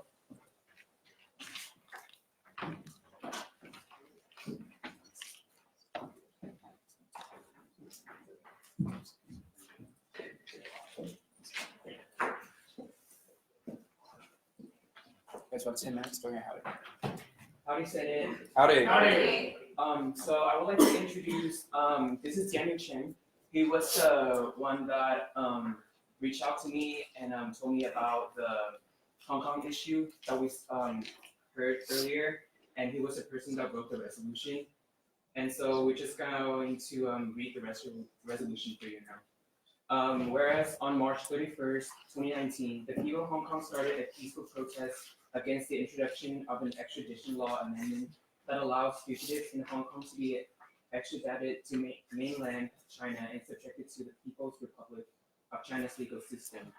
And many of the protesters are college students and young adults. They were concerned that residents of Hong Kong and visitors can be unfairly subjected to the untransparent legal system in China, and thus undermining the judicial independence that Hong Kong currently possesses.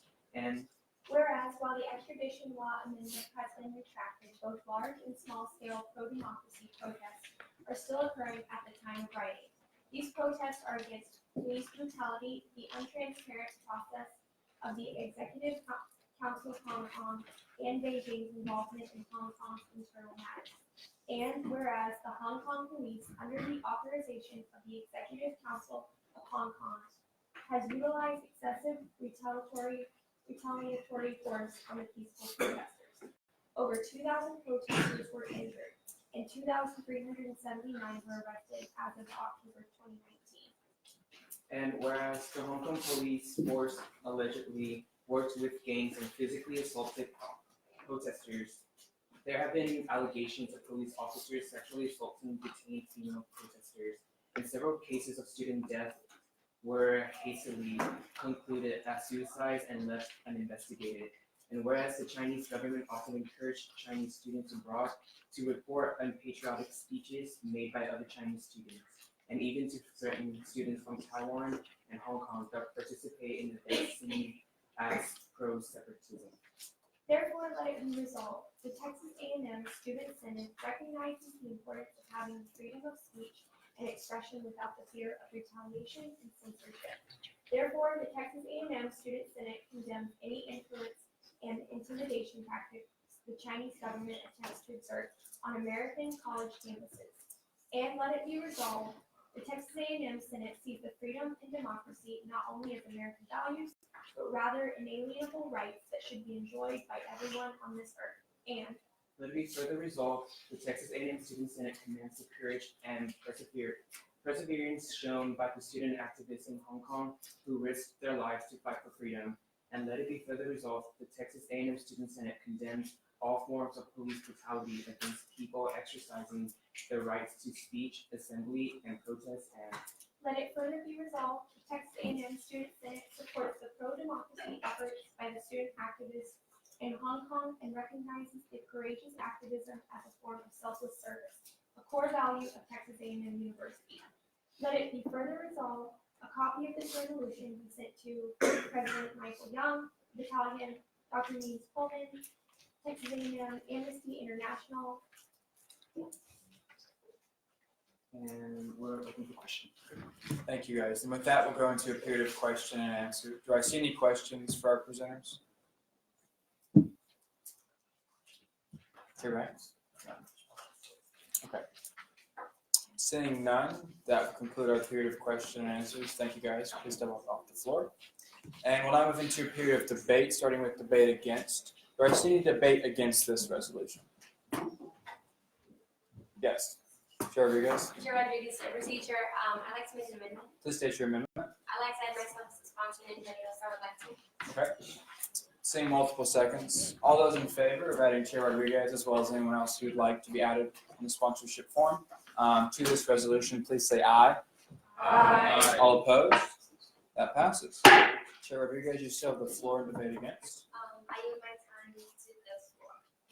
The floor has been yielded to, and with that, we'll move back into a period of debate for. Is there any debate for this resolution? Seeing none, debate is one-sided, and the period of debate has now closed. We'll now move into a period of voting. All those in favor of passing SR 7227, the Stand with Hong Kong resolution, please say aye. Aye. All opposed? That passes.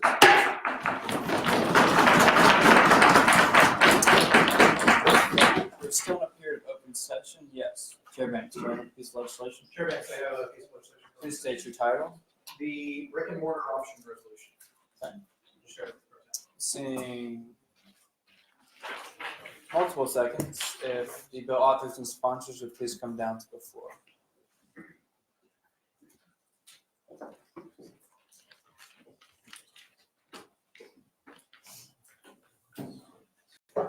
Howdy, Senate.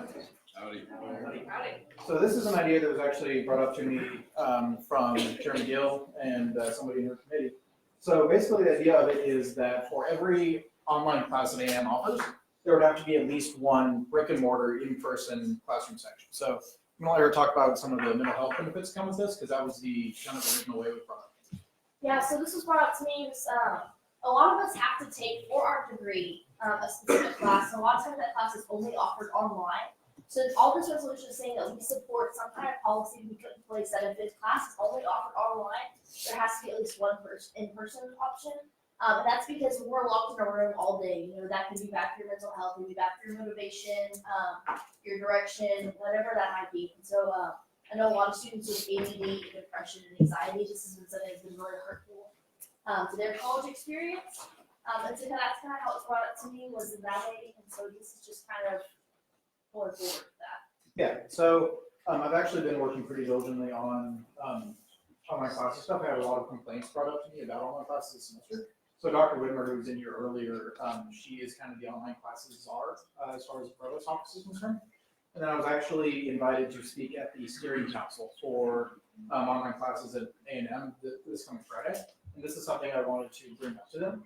And it just works a lot better if the Senate just passed a resolution on this, because then it's an official policy of the student body. So that's why I bring this to y'all. And with that, we are open for questions.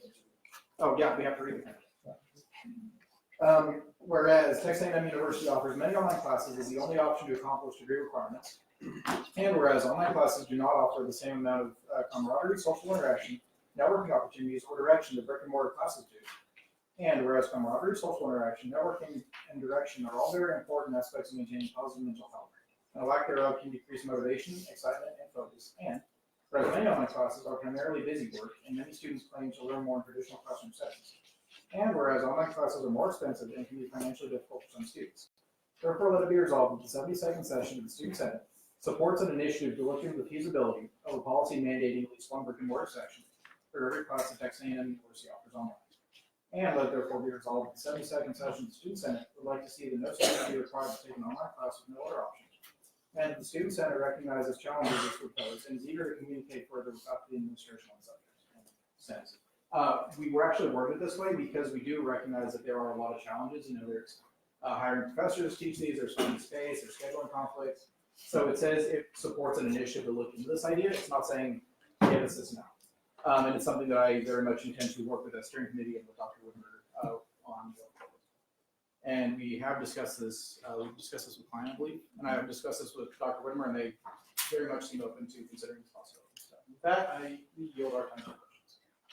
Thank you. And with that, we'll begin our period of question and answers, starting with Chair Harris.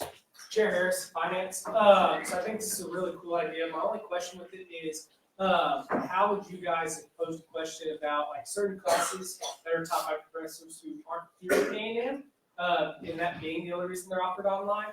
What is your answer to how we could fix that issue to provide a class like this when it's not financially feasible to hire another professor? Absolutely. So the reason it says a policy is because policies can have exceptions, right?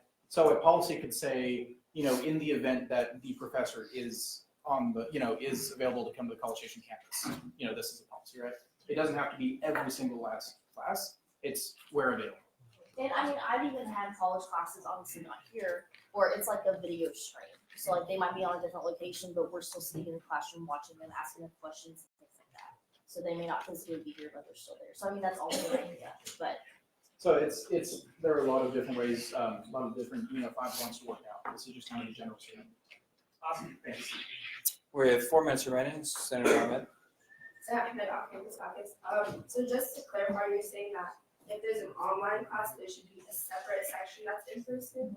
Okay, Just as an option. So like currently I'm enrolled in management for my used to be business minor.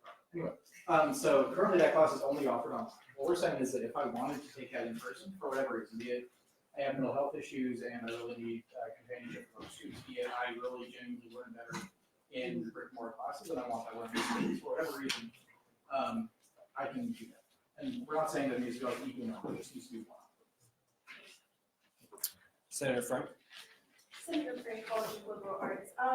Do you think that this policy will limit the number of online classes? Because as someone with a serious visual disability, going to an in-person class is virtually pointless for me because I really can't learn. So having the online class options and having them being more and more frequent is awesome. Do you think that this will stop that rising number of online classes because we're going to need a professor to be in person and all that? Absolutely not. Obviously, the reason that this is a problem is because online classes are becoming more and more popular. Everyone wants to take them. I know I want to take them because it's easier and I have a better grade.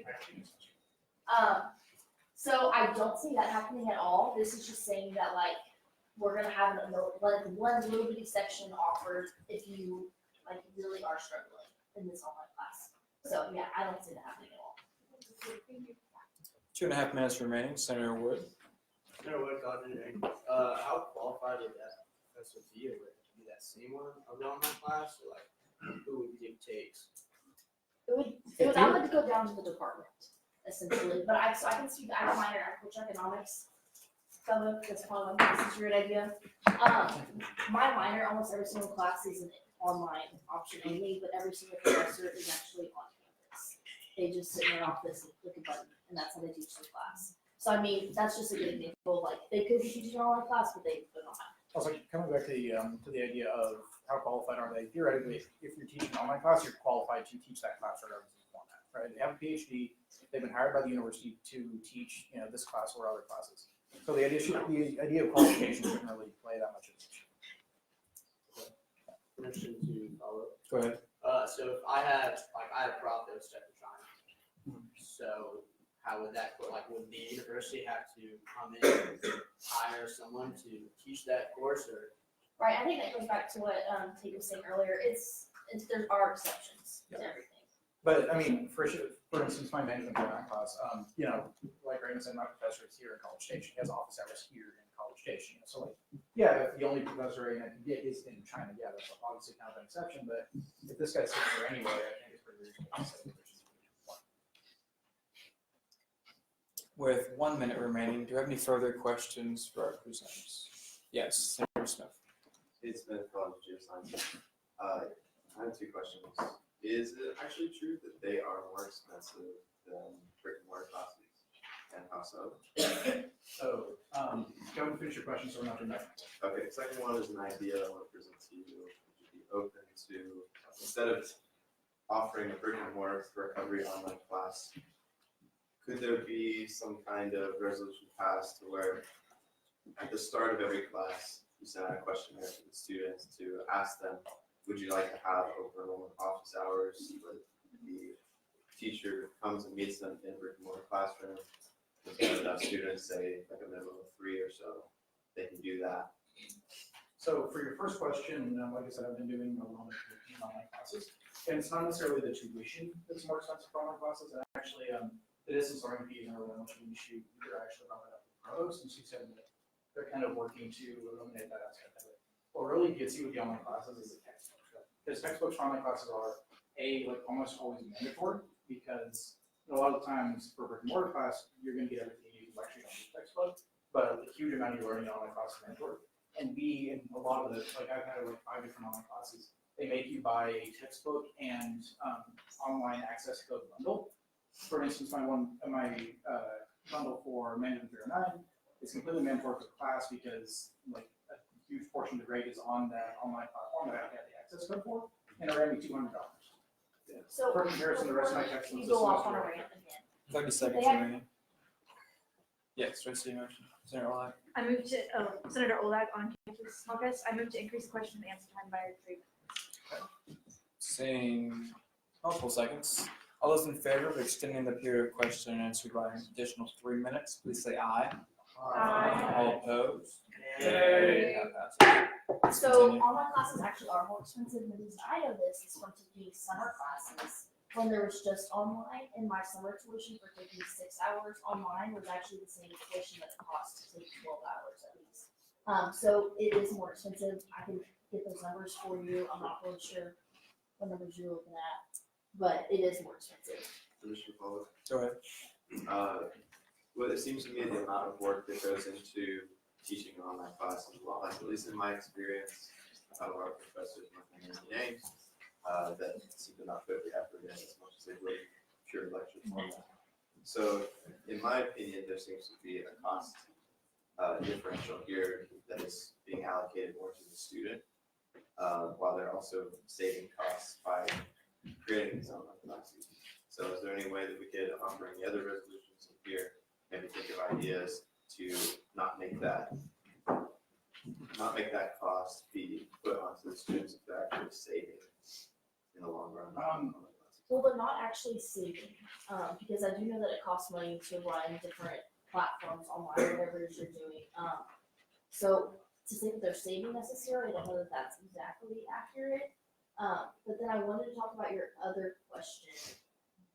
What was that about? Yeah, so the idea of like open enrollment office hours, I believe we would be available to, perhaps changing the wording of the resolution to read, supports an initiative to look into the feasibility of a policy mandating brick and mortar learning options for every online class, which kind of encapsulates your whole thing.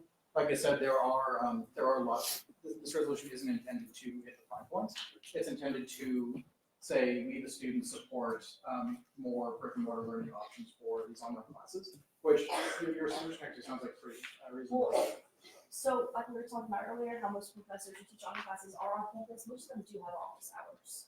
So obviously, like, that's not helping. 1 minute remaining. So. Briefly. In my opinion, it's because we don't have like a mandated resolution to actually go out and create a system where people come in. Sure, it's office hours. So, but if you're talking about a system, we can totally talk about this after. Yeah, Because I'm. maybe that'll be better. Yeah, okay. Let's talk about But I would be open to amending your resolution to that word, to brick and mortar learning options instead of brick and mortar sections, which is a little bit more open-ended. Okay. With 30 seconds remaining, Chair Spur. Chair Spur, Digital Street, and with this resolution, we were talking about like more expensive classes online. We dropped instead of having more of online classes offered in Accenture, so if you're taking summer classes, you're not living here, you don't have to pay all the student fees, I guess that's something. That's already on this. And I believe that's also a separate issue. I mean, I love online classes in extension. They're great, right? They allow a lot of flexible learning. I'm actually gonna bring that up in my presentation. Because if you're taking online classes in the summer, you don't pay any other student fees. That's why if I'm taking summer class, I can't go to the rec in the summer. So that's just how it works. That concludes our period of question and answer. But if you guys would please step off the floor. And with that, we'll move into a period of debate, starting with debate against. Do I see any debate against this resolution? Seeing none, the period of debate is one-sided. Debate has not closed. We'll now move into a period of voting. All those in favor of passing SR 7228, the brick and mortar option resolution, please say aye. Aye. All opposed? That passes.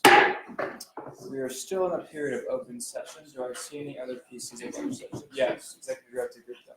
Director Gupta, Operations, I have a resolution for open session. Please state your title. The 20th anniversary of Bonfire Remembrance Resolution. Okay. Seeing multiple seconds. If the bill authors and sponsors would please come down to the floor. You'll have 10 minutes starting at Howden. Did you send something in? It's in the open session.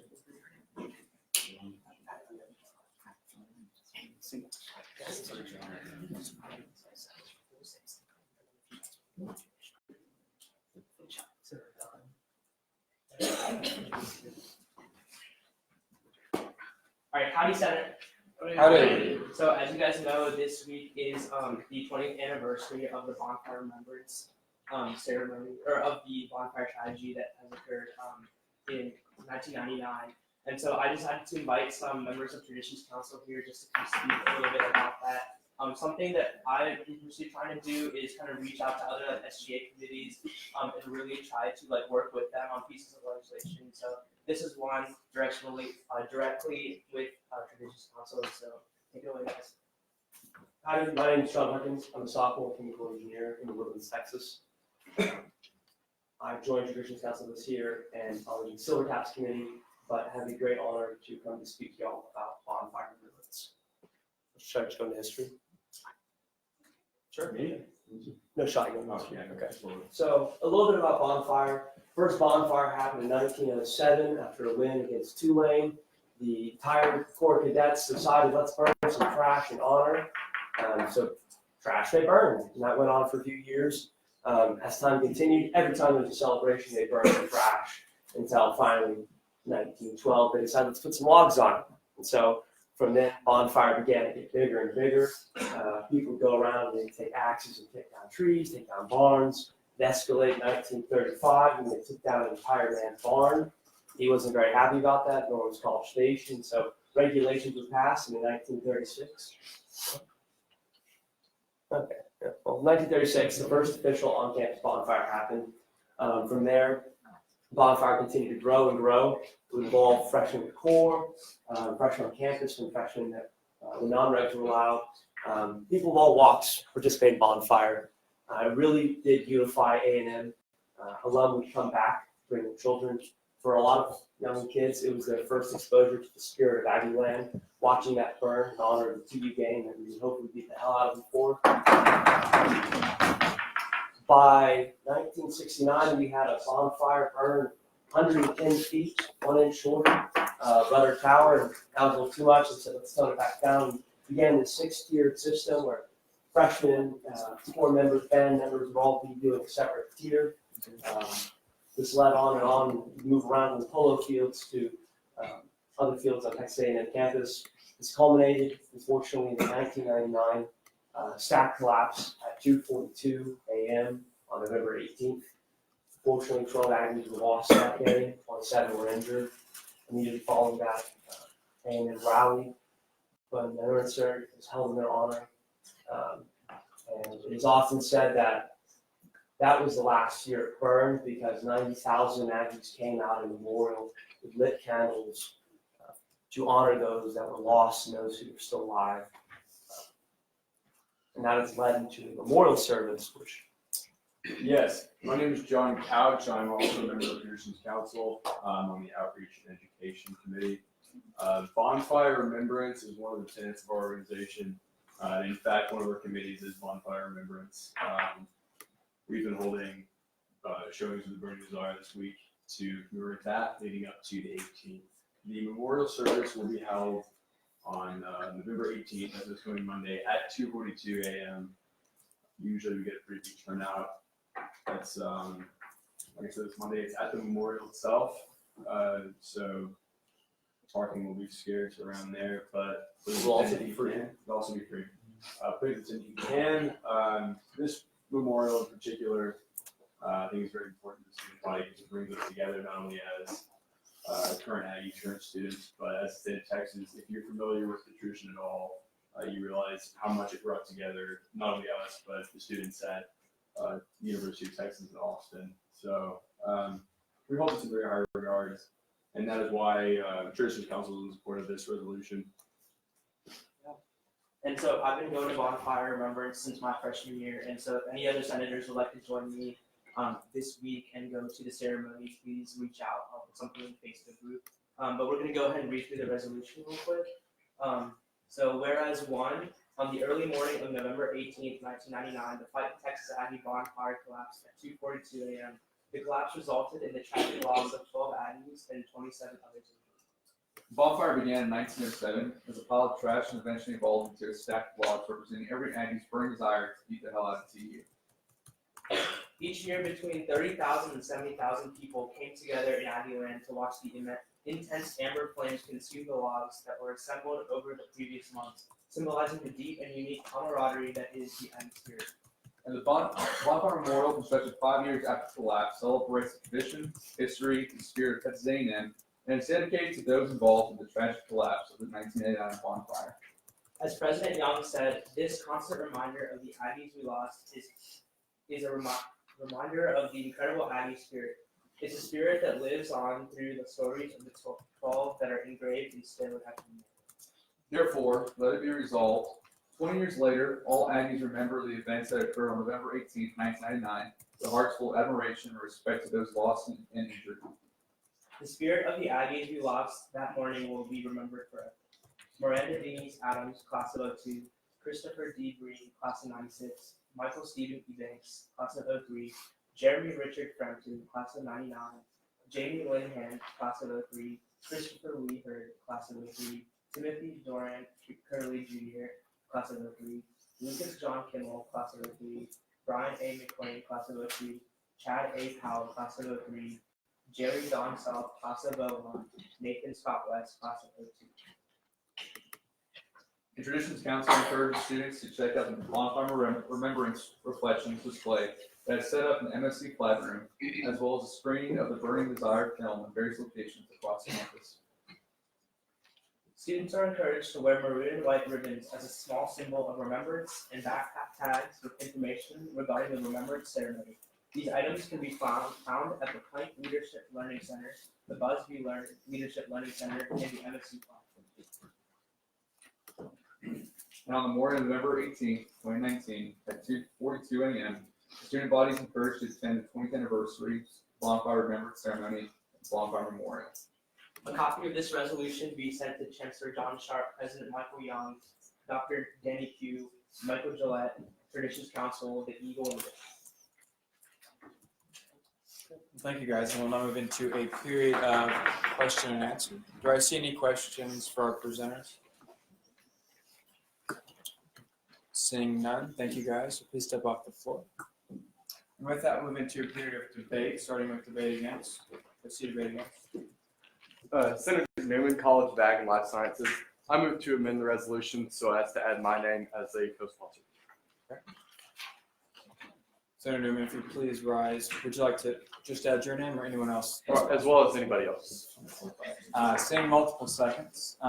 All those in favor of adding Senator Newman as well as anyone else who'd like to be to sponsor this resolution, please say aye. Aye. All opposed? That passes.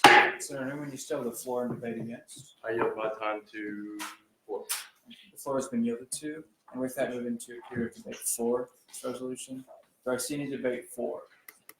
Chair would like to remind you, if you have more debate against, that you should debate for currently. But, do I see any debate for? Yes. Senator Wood? Senator, what causing it for the inquiry? Please state your point. What resolution is this? This is 7229, 20th anniversary of bonfire remembrance. So I can number, or 72 what? 29. Yes. Debate 4. Yes. Chair Banks, Academic Affairs, great resolution. Don't my time before. The floor has been yielded to. We'll now move back into a period of debate against. Do I see any debate against this resolution? Seeing none, we'll now move back to our final period of debate 4. Any debate 4? And with that, the period of debate will now close, and we'll now move into a period of debate, period of voting. All those in favor of passing SR 7229, the 20th anniversary of bonfire remembrance resolution, please say aye. Aye. All opposed?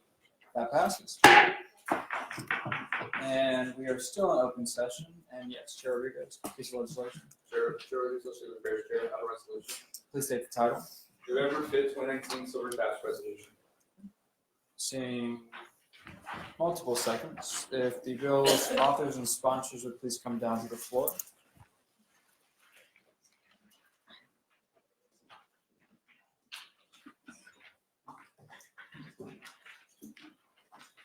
Those that sponsored it, I'll be writing them all can come down too.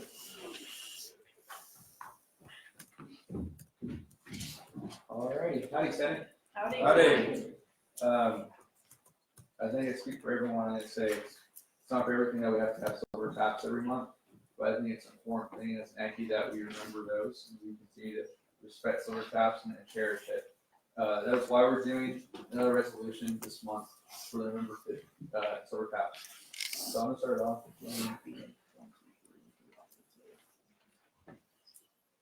Whereas number 1, silver taps is a sacred time-honored tradition at Pennsylvania University that serves as one of the final tributes that the student body makes to students who have passed during the months leading up to the service. And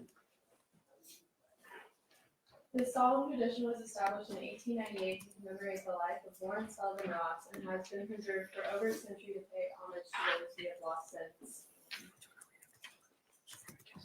As long as Texas A&M University continues to serve and educate those who walk on her campus, silver taps will remain as a staple of the Aggie way of life.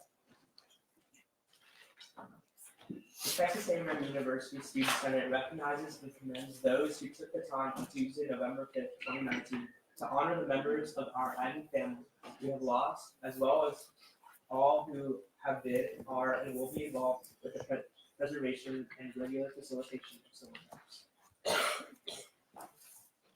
the Texas A&M University Student Senate gives sincerest condolences to the families and friends of Carl and Carly Nicole Baby and John Parrott who are honored at silver taps held on November 5th, 2019. And The Texas A&M University Student Senate joins the rest of the student body in celebrating the lives of Carlin, Carly Nicole Beatty, and John Thoreau for We Are the Aggies are we. A copy of this resolution will be sent to Michael Gillette, student body president, admissions council, and that's it. Thank you, guys. We'll move into a period of question and answers. Do I see any questions for our presenters? Seeing none, thank you. If you please step off the floor. And with that, we'll move into a period of debate, starting with debate against. Yes, Chair Spur. Chair Spur, Efficiency Affairs, I want to get into add myself in the Seeing multiple seconds. All in favor of adding Chair Spur as well as anyone else to be sponsors of this resolution, please say aye. Aye. All opposed? That passes. Chair Spur, you still put the floor in debate against. I would yield the floor to. Chair Wood. Chair of Guild Student Services, seeing us both of these students who are the College of Agriculture and Life Sciences, I move to have the entire caucus also be a sponsor of the move together. Okay. Seeing multiple seconds. All in favor of having the College of Life Sciences, College of Agriculture and Life Sciences be added to all sponsors of this piece of legislation, please say aye. Aye. All opposed? That passes. Chair McGill, you still have the floor in debate against. I yield my time. Okay. The floor has been yielded to, and with that, we'll move back into a period of debate 4. So any debate for this resolution? This is debate 4. Yes, please state your point. What is the number? This will be SR 7230. Sure. Do I see any debate for this resolution? Seeing none, debate is one-sided and the period of debate has now closed. And with that, move into a period of voting. All those in favor of passing SR 7230, the November 5th, 2019 Silver Taps resolution, please say aye. Aye. All opposed? And that passes. Do we have any further pieces of legislation? Yes, Sarah. Sarah Could, Office Caucus, I have a resolution for consent. Please state your title. It's Texas A&M Commerce Shooting Resolution. Okay. Seeing number of seconds. If the bill authors and sponsors will please come down to the floor.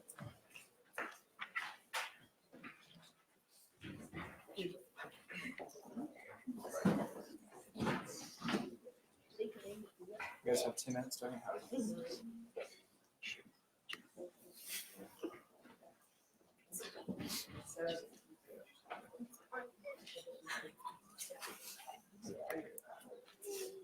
Hi, Senate. Howdy. So about 2 or 3 weeks ago, on October 27th, there was a party at Texas A&M Commerce, and there was a shooting at that party, and 2 people died, and there were 12 injured. And so we're kind of writing this resolution just to show our condolences because it's a shooting and students have gotten injured from that event, and because they're also like a satellite of Texas A&M. And so we're just gonna proceed. I can go ahead and just start reading. On October 27th, there was a Halloween homecoming party that was attended by former and current students of Texas A&M University College. Whereas 2, at around 12:05 a.m. local time, a shooter went into the party and fired gunshots. Whereas 3, that shooting killed 2 attendees, Byron Craven Jr. and Kevin Berry, and injured 12 others, who included Texas A&M University College. Therefore, let it be resolved on the 72nd session of Texas A&M Student Senate extend its condolences to the survivors and families and friends of the victims of this tragedy. And we plan to send this with a copy of this resolution to President Young, the president of Texas A&M Commerce, Dr. Pugh, the family of Byron Craven Jr., family of Kevin Berry, and the families of those that were affected. So other people that were injured, their families as well. Thank you, guys. And with that, we'll move into a period of question and answer. Do I see any questions for our presenters? Seeing none, thank you, guys. Please step off the floor. With that, we'll move into a period of debate, starting with debate against. Do I see any debate against this resolution? Yes, Chair Spur. Chair Spur, constituency, and I move to add myself to Seeing a number of seconds, all in favor of adding Chair Spur as well as anyone else who would like to sponsor this piece of legislation, please say aye. Aye. All opposed? That passes. Chair Spur, you still have the floor in debate against. The floor has been yielded to, and with that, move into a period of debate 4. Do I see any debate for this resolution? Yes, debate 4. Senator Olag on campus caucus, I raised to report an inquiry. Yes, What's please. the bill number 72? 7231. Sure. Okay. Do I see any debate for this resolution? Seeing none, debate is one-sided, and the period of debate has now closed. We'll now move into a period of voting. All those in favor of passing SR 7231, the Texas A&M University Commerce Shooting Resolution, please say aye. Aye. All opposed? That passes. Do you have any further pieces of legislation for open session? Seeing none, that will conclude our period of open session, and we'll move into a period of committee reports, starting with Chair Blader. Chair Blader, Rules and Regulations. Howdy, Senate. Howdy. So not a whole lot. Our next Rules and Regs meeting is going to be this upcoming off Wednesday, the 20th at 6 o'clock. Location to come, most likely on campus. And then I don't have a whole lot other than let's make sure whenever we are standing up for whatever reason it may be, let's make sure to wait for recognition from Eric before we do start speaking. And then other than that, Subco tonight, Tate will be my proxy as chair, so obey whatever power that comes with, which is none. And yeah, I'm open to questions. Any questions for Chair Berger? Seeing none, thank you. Chair Harris. Howdy. Howdy. Just one thing for tonight from finance. So I'm excited to say that I will be graduating in December.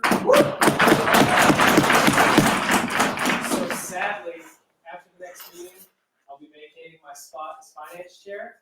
So if anyone is interested, this chair position will need to be filled. And so I believe in the first meeting in January, whoever's interested will be running for election for finance chair. If you have any questions about the position, please come and ask me. There's still, although allocations has already been done, there is still things that the finance committee can do, and I would like to see them do. So like I said, if you have any questions about the position or anything like that, please come and let me know. You can find my phone number online, and thanks to you. Any questions for Chair Harris? Seeing none, thank you. Chair Rodriguez. Sergeant Solicitor Harris here. Howdy, Senate. Howdy. Really cool stuff happening in LA. We finally have backed down exactly what we're doing with LR. So leading out of this school year into the next, we're going to be developing a really cool work pertaining to campus safety for all campuses across the state of Texas. It'll be a really cool initiative and push that A&M can really put its name on as the forward movement for that for all campuses in Texas. That's the biggest thing I have so far. Trying to think. I can't stress this enough. Consider yourself a good Aggie. Please go to the Bonfire Memorial. Last thing I prior to, I know we're all saying to be representing Aggies outside of this room. We're representing Aggies laughing, art, or the students here at A&M. So it's only our job to be there for them on really big support system work. With that being said, I then open to questions. Thank you. Any questions for Chair Rodriguez? Yes. Maybe look off Campus Caucus on that day, may I spend the night in your house and sleep on your couch for a few hours and then you bring me so I don't miss my alarm? Just asking for that. I'm sure I remain your friend Trey would really appreciate that too. So more friends Think there. about it. Yeah, we're good. Any further questions for Chair Rodriguez? Seeing none, thank you. Executive Director Gupta.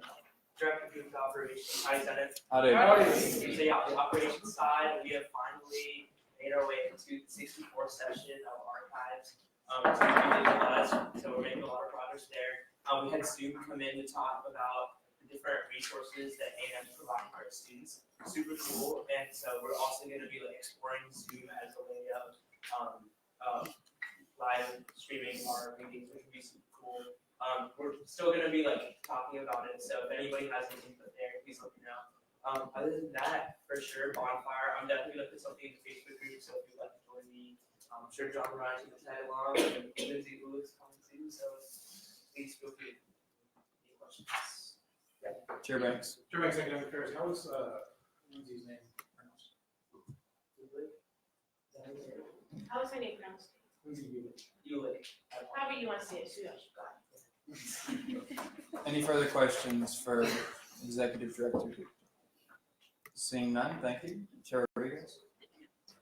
Chair Rodriguez, Diversity Chair. So thank you guys again for passing that Veterans Day resolution. It means a lot, especially to keep the tradition running. So thank you for that. Also, don't forget to come out next week for the diversity workshop. It's going to be amazing. We're going to hear Ms. Bridget over here give her amazing stories. She was also featured on the news, so you might hear a little bit more input on that. And we're also going to have Kyle Cox come in from Disability Services, give us a little bit of input on about how we can help implement diversity in everyday life.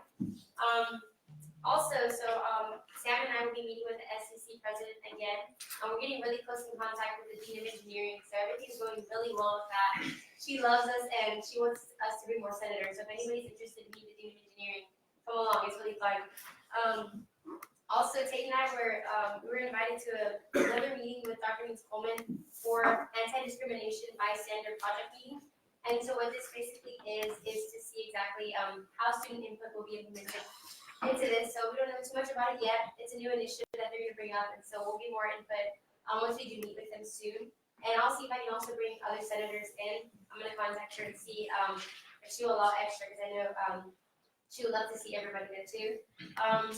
Also, Sam and I will be meeting with the University Architect next Thursday on November 21st. So, and Tate also. So if anybody is interested in meeting University Architect, let us know. We're hoping to get some trees removed by Zach so we can put more bicycle racks. So that's one of our main things. But also, if you have any other suggestions, come meet with us. And also, Hannah, Spur, and I will be going to a gala this Friday. We were invited by Judge Michelle Slaughter. She is within the Court of Criminal Appeals, and so that's going to be really fun. And so we'll be representing Senate well. I'm also having a committee meeting possibly sometime this week. So really keep a lookout for that so we can get things ready for the diversity workshop. Awesome. Any questions for Chair Rodriguez? Yes, Senator Wood. Senator Wood, College of Engineering, is next week formal? We'll have to see about that. No, it is not. This is casual, preferred. Yeah. Any further questions for Chair Rodriguez? Seeing none, thank you. Chair Banks. Chair Banks, Academic Affairs. So I have a few cool things coming up in my committee. As I said earlier, I have been invited to speak to the online classes steering council this Friday. I'm going to be raising some concerns I've raised to them. A huge thing, we have Provost Fierke coming in at our next meeting, which is on December 4th. Last year, that was one of probably the greatest meeting that we had all last year. She's a phenomenal speaker, really cares about students, so please come and please be thinking about questions. You can ask the top academic affairs official. I am still waiting to hear back from her on the African Ability Project. I have another senator actually come up to me today and ask about how it's going. And last but not least, also Sydney Ramon, you have been placed on my committee. If you're here, please come up to me so I can get your contact info. That's all. And last but not least, I haven't been doing it very much recently, but I would just like to shout out to Senator, I think is doing a great job. This time is Zach McHugh. Zach wasn't actually involved with writing the core values bill, but he's really stepped up to the plate as a community chair. I think he's doing a great job. Also, took all our headshot. Any questions for Chair Banks? Yes, Chairman Gill. Chairman Gill, Student Services, where's your wonder boy right now? Oh. Also, come suck up, by the way. Any further questions for Chair Banks? Seeing none, thank you. Chairman Gill. Chairman Gill, Student Services. First of all, for bonfire, Lindsay Jones, on my couch. We'll be staying up all night watching Christmas movies and drinking hot chocolate. So it's not officially set up, so if you want to come, let me know. I'm still working on getting chafing tables. I need to find a grant, or I'm working with someone to find a grant to apply for that. I was informed today that I now have a deadline for the menstrual product thing. So if y'all want to help, let me know. I know I have some orders. Again, Sam Jeffries is having a meeting that has a lot to do with my committee next week. So if you're on my committee, I would recommend that you go to that. If you're not, so go to it and talk about things. And then we're working with the Healthy Lifestyle Subcommittee on political projects right now, and they're not here. So that's all.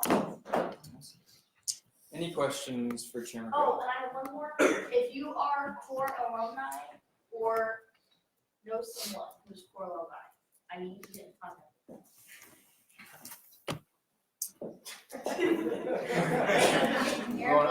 We won't ask any questions, but any questions for Chairman Gill? Okay. Seeing none, thank you. Chair Spur. Chair Spur, Efficiency Affairs. I apologize for my coughing. I think I got Reagan's bronchitis, so stay with me. Take a minute. Just a few things for me. November Ag Input went out from Monday to today, so it finally finished sending like an hour ago through the mail room. merger into 768 organizations on campus. The question this month was about transportation. I'll read it to you. What is your opinion of transportation both on and off Texas A&M's campus? This can include, but it's not limited to, buses, bike share, parking, motorcycles, trains, traffic, and pedestrian crosswalks. We had 17 responses thus far. We only had 25 last month, so we're getting a lot more traffic this time. No pun intended. It will be sent out to all of Senate tonight. We feature our caucus leaders this time, so definitely scroll through our newsletter to thank all the caucus leaders and pictures provided by staff. That's definitely been everyone's favorite way to not like texting people and be like, oh my gosh, these people are so cool. Like, yeah, I know everyone's on the committee. But we did get featured on a few different things that I wanted to share with y'all. We were featured on Texas A&M Today's newsletter. I just got word about that. We were featured on the SGA newsletter created by my counterpart, Natalie Parks, that was sent out today. We were also featured by the GLBT Resource Center and the Women's Resource Center due to Chris and I getting the chance to speak at the Elector Conference a few weekends ago. We are doing, Chris and I are doing the diversity training come out next week. Kyle Cox is going to speak as well as Bridget. Kyle's super excited. I got to talk to him tonight. He's going to do our disabilities training. So definitely come out, get to train a little bit on diversity and disabilities, but get to know the people around you too. So definitely be a fun time. Speaking of organizations, look at the Google folder from AJ and I, from me and AJ. We've had a lot of organizations say, like, hey, like, we want to hear from y'all, but we haven't had people signing up. So if you have time and you want to see the absence back, go speak to your organization. It's really easy. It's like 2 or 3 minutes and you're done. I want my shout out this week is going to Dylan Murray, who but he recommended to me, instead of me stressing out about meeting with everybody one-on-one, that I host office hours. So I'll be hosting office hours if you want to talk about legislation, if you want to talk about advocacy, any of that. I will be in calls. I'm in calls all the time. If you find me, great. But I will be in here dedicating Mondays, my Mondays from 2:30 to 4. So if you want to talk about legislation, you want to talk about advocacy, if you just want to talk about your life, I will be in Columbus on Mondays from 2:30 to 4, just so that I can have dedicated time to meet with anybody. And then lastly, but not least, our November Senate event, we are participating in the Polls Council Light Ride event. We're decorating a wreath to participate in the Polls Council event. We submitted our paperwork for that today. They provide a wreath, we decorate it. So the date hasn't been confirmed on that yet. It'll be at my house, but we'll decorate cookies and watch movies and have fun and decorate the wreath for the Polls Council. So with that, I give my time to questions. Any questions for Chair Sport? Yes. Chairman. Chair Bill Student Services. I could have took you a lot more than 1 hour a week, so where's my shout out? You get all the shout outs. Any further questions for Chair Spur? Seeing none, thank you. And that now concludes our period of committee reports. We'll move into a period of executive reports, starting with Student Body President Michael Gillette. All right, well, howdy, Senate. Howdy. All right, I got a lot to cover today, but before I do, I wanted to sort of get something off my chest real quick. So I am, really happy with the work that y'all have done, this semester. It has been awesome to see some of the things that have gotten through. I will say I was a little irritated for one thing tonight, and it's more, I'm not mad about it anymore, but let's just be better going forward. When we talk about, in ways to improve and communicate, which is something that I think we all can be doing better. If we are talking about something involving exec cabinet, I would love for me to be communicated to regarding that. So maybe we don't have to have a bill in the first place, and we can find out that, hey, we do executive reports, and we can hand those over. And I think that's a really easy way. So please, if there is anything that you have questions about, please communicate with me. I really love helping y'all and pushing this university forward with y'all. But if I'm sort of in the dark like that, there's nothing I can do with that. So please, in the future, please communicate with me on anything like that. Cool. Moving on. So first, thank y'all for getting fall breakthrough. Speaker Mendoza and I have been working on that. Been really excited about it. I think there's a lot of traction there. And I think fall 21 is going to be a reality where we'll get a couple more days off. So excited for that. Got a couple of emails from international students regarding the International Student Services Office and sort of their backlog that they have. Was able to talk to Stephen White over there and was able to connect them with each other, and they got some things sorted out. But one thing that I would love somebody's help with on, they need more phones and more lines. Because if you were to call that office, they only have one phone line. So there's very busy seasons for them when, say, someone is trying to get a permission to go on spring break somewhere. They need to get some documentation for that if they're an international student. And they'll have so many people call all of a sudden. With that one line, it just goes straight to voicemail, and then things get lost in the woodwork. So would love to see some help there, whether it be a bill resolution, any sort of communication push. Would love that going forward and would love to work. So please reach out if you're interested in that. Last week, we Kale, who heads up our development commission, and I were at the Gardens Fall Festival. Was great, an incredible turnout. They have an awesome space over there. How many of y'all have been to the Tanu Gardens? It is beautiful. Was able to chat with sort of their director over there, and I think it would be really cool if we could do sort of an exec cabinet Senate side mixer type thing. I think that'd be great for people to get to know each other. So we'll be reaching out more about that to the appropriate parties. Traditions Roundtable hosted by Traditions Enrichment Chipper Adams on Sunday went really well. Incredible conversations, and really looking forward to see what comes out of there. Moving on from that, last week I get to sit in at the Texas A&M bi-monthly congestion traffic meeting.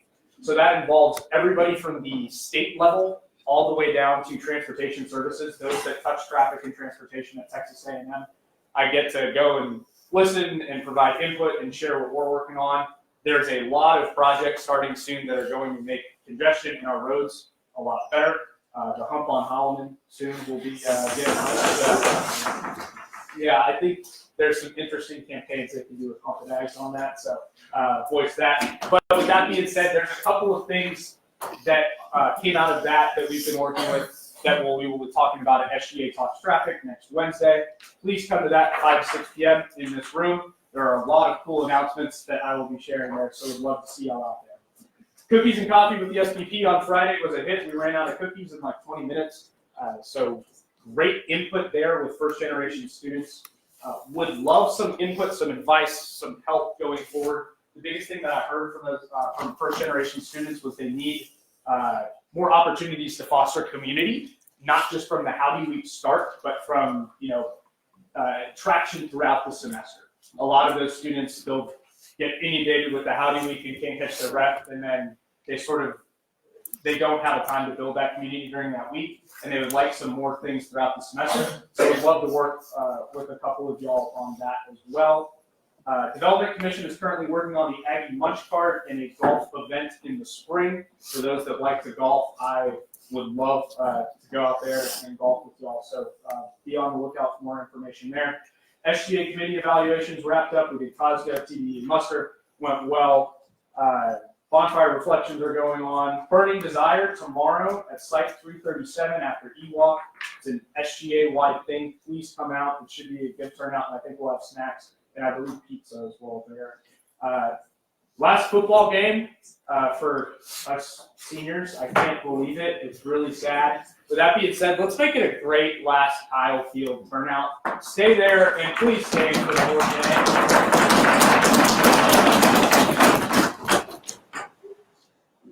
I'm really looking forward to it. We'll get out there with Fighting Texas Aggie wins. The Healthy Food Survey with dining options is wrapping up. I've had some good feedback and getting that data dumped soon. Core run this Friday at 6 a.m. So for those that don't know, the Core has student leaders run with them at 6 a.m. on home games. I would love to see each and every one of you out there. It's a 2-mile run. Please come on out.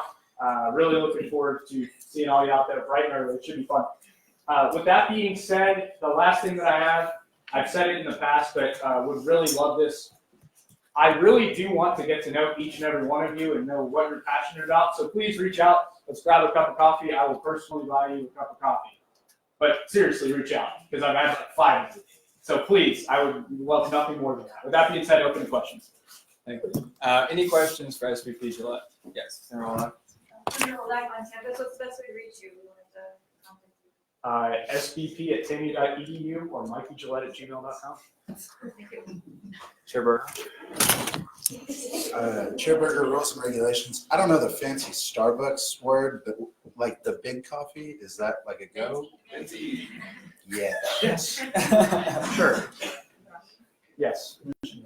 Yeah. Let's try not to speak out of turn if we don't have permission. Okay. Any further questions for SVP Gillette? Anything else? Seeing none, thank you. Thanks again.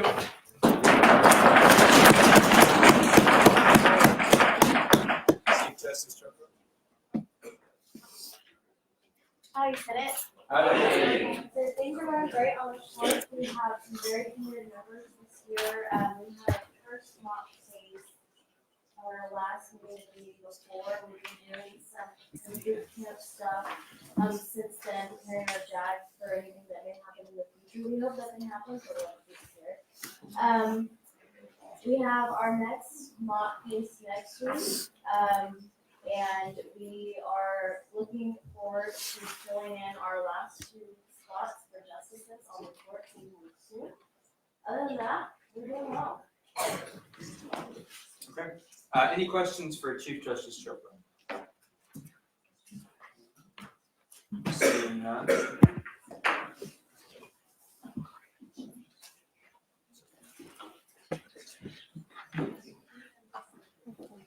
Howdy, Senate.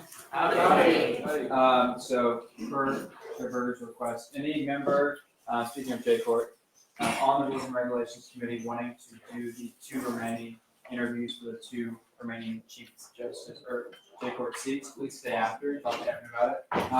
But for myself, a little bit on ag input, we did have a number of other student organizations and student leaders that were added to the list for their requests, and so also, especially the caucus leaders are being highlighted, Senate for Dean as well. The fall break piece is also exciting. We're going to need continued student input on it, and we're going to do our part in trying to market it that way. We are looking to, in the next month or so, have a sample of what the proposed fall calendar would look like with the fall break included to put on the faculty senate's docket. So with that, we'll hope to update you on that piece, but things are moving with the registrar's office as well as the provost. And then along some lines of SVP Gillette and Chair Spur, if you guys have anything on your minds for legislation ideas, ideas to improve Senate, please reach out to me. You all have my cell phone number and my email. Senator Montes did, and we grabbed coffee last week, and so I'd love to do it as well.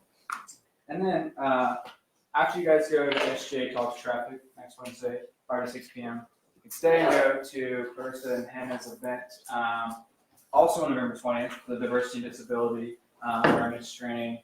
I'm going to plug it again, Kyle Cox. We've got a number of senators that will be there. I spoke with Trey Elizondo from Executive Cabinet, and he'll be there. He's on Mike's cabinet. So it's an excuse for you guys to get an excused absence removed. Or get an absence removed. College casual, business casual, perfectly fine. Right here in Rules 144. And then the last meeting of the semester, again, is December 4th. I realize that most people are going to go home on the reading day before Thanksgiving. And so we are going to go home as well and meet on December 4th instead. So that'll be the final meeting of the semester.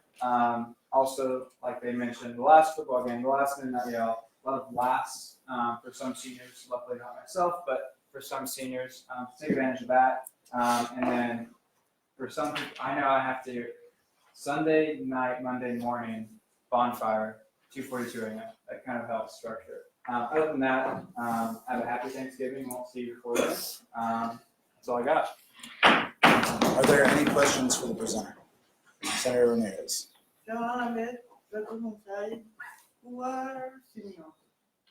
I assume a number of you guys are seniors. Are you a senior? No, I'm not. We have one, we have two, we have three. A lot of people. So you don't have to say your goodbyes yet. They'll be here next semester too. So, How many? okay, well, two at least, because Chair Harris is heading out as well. But Are there any more questions for the presenter? Seeing none, we'll move into a period of closing roll call. you go. And with that, that concludes the period of executive reports. We'll move into a period of closing roll call, led by Executive Director Group.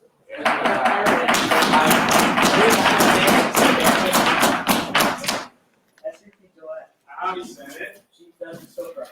Howdy. Chief Mendoza. Howdy. Pro Tem Paul. Chair Berger. Howdy. Chair Harris. Howdy. Chair Rabiosa. Chair J.R. Rodriguez. Howdy. Chair Steve Rodriguez. Howdy. Chair Banks. Howdy. Chair McNeil. Howdy. Chair Spur. Chair on the, Senator on the, Howdy. Senator Aiken. Howdy. Senator Ali. Senator on Senator Anderson.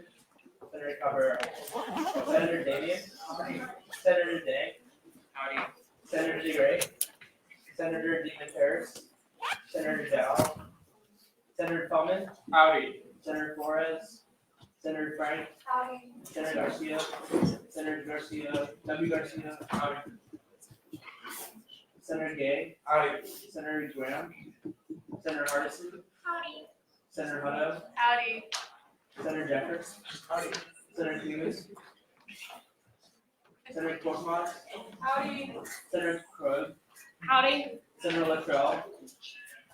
Senator Mandel. Howdy. Senator Marufa. Senator Martin. Senator McHugh.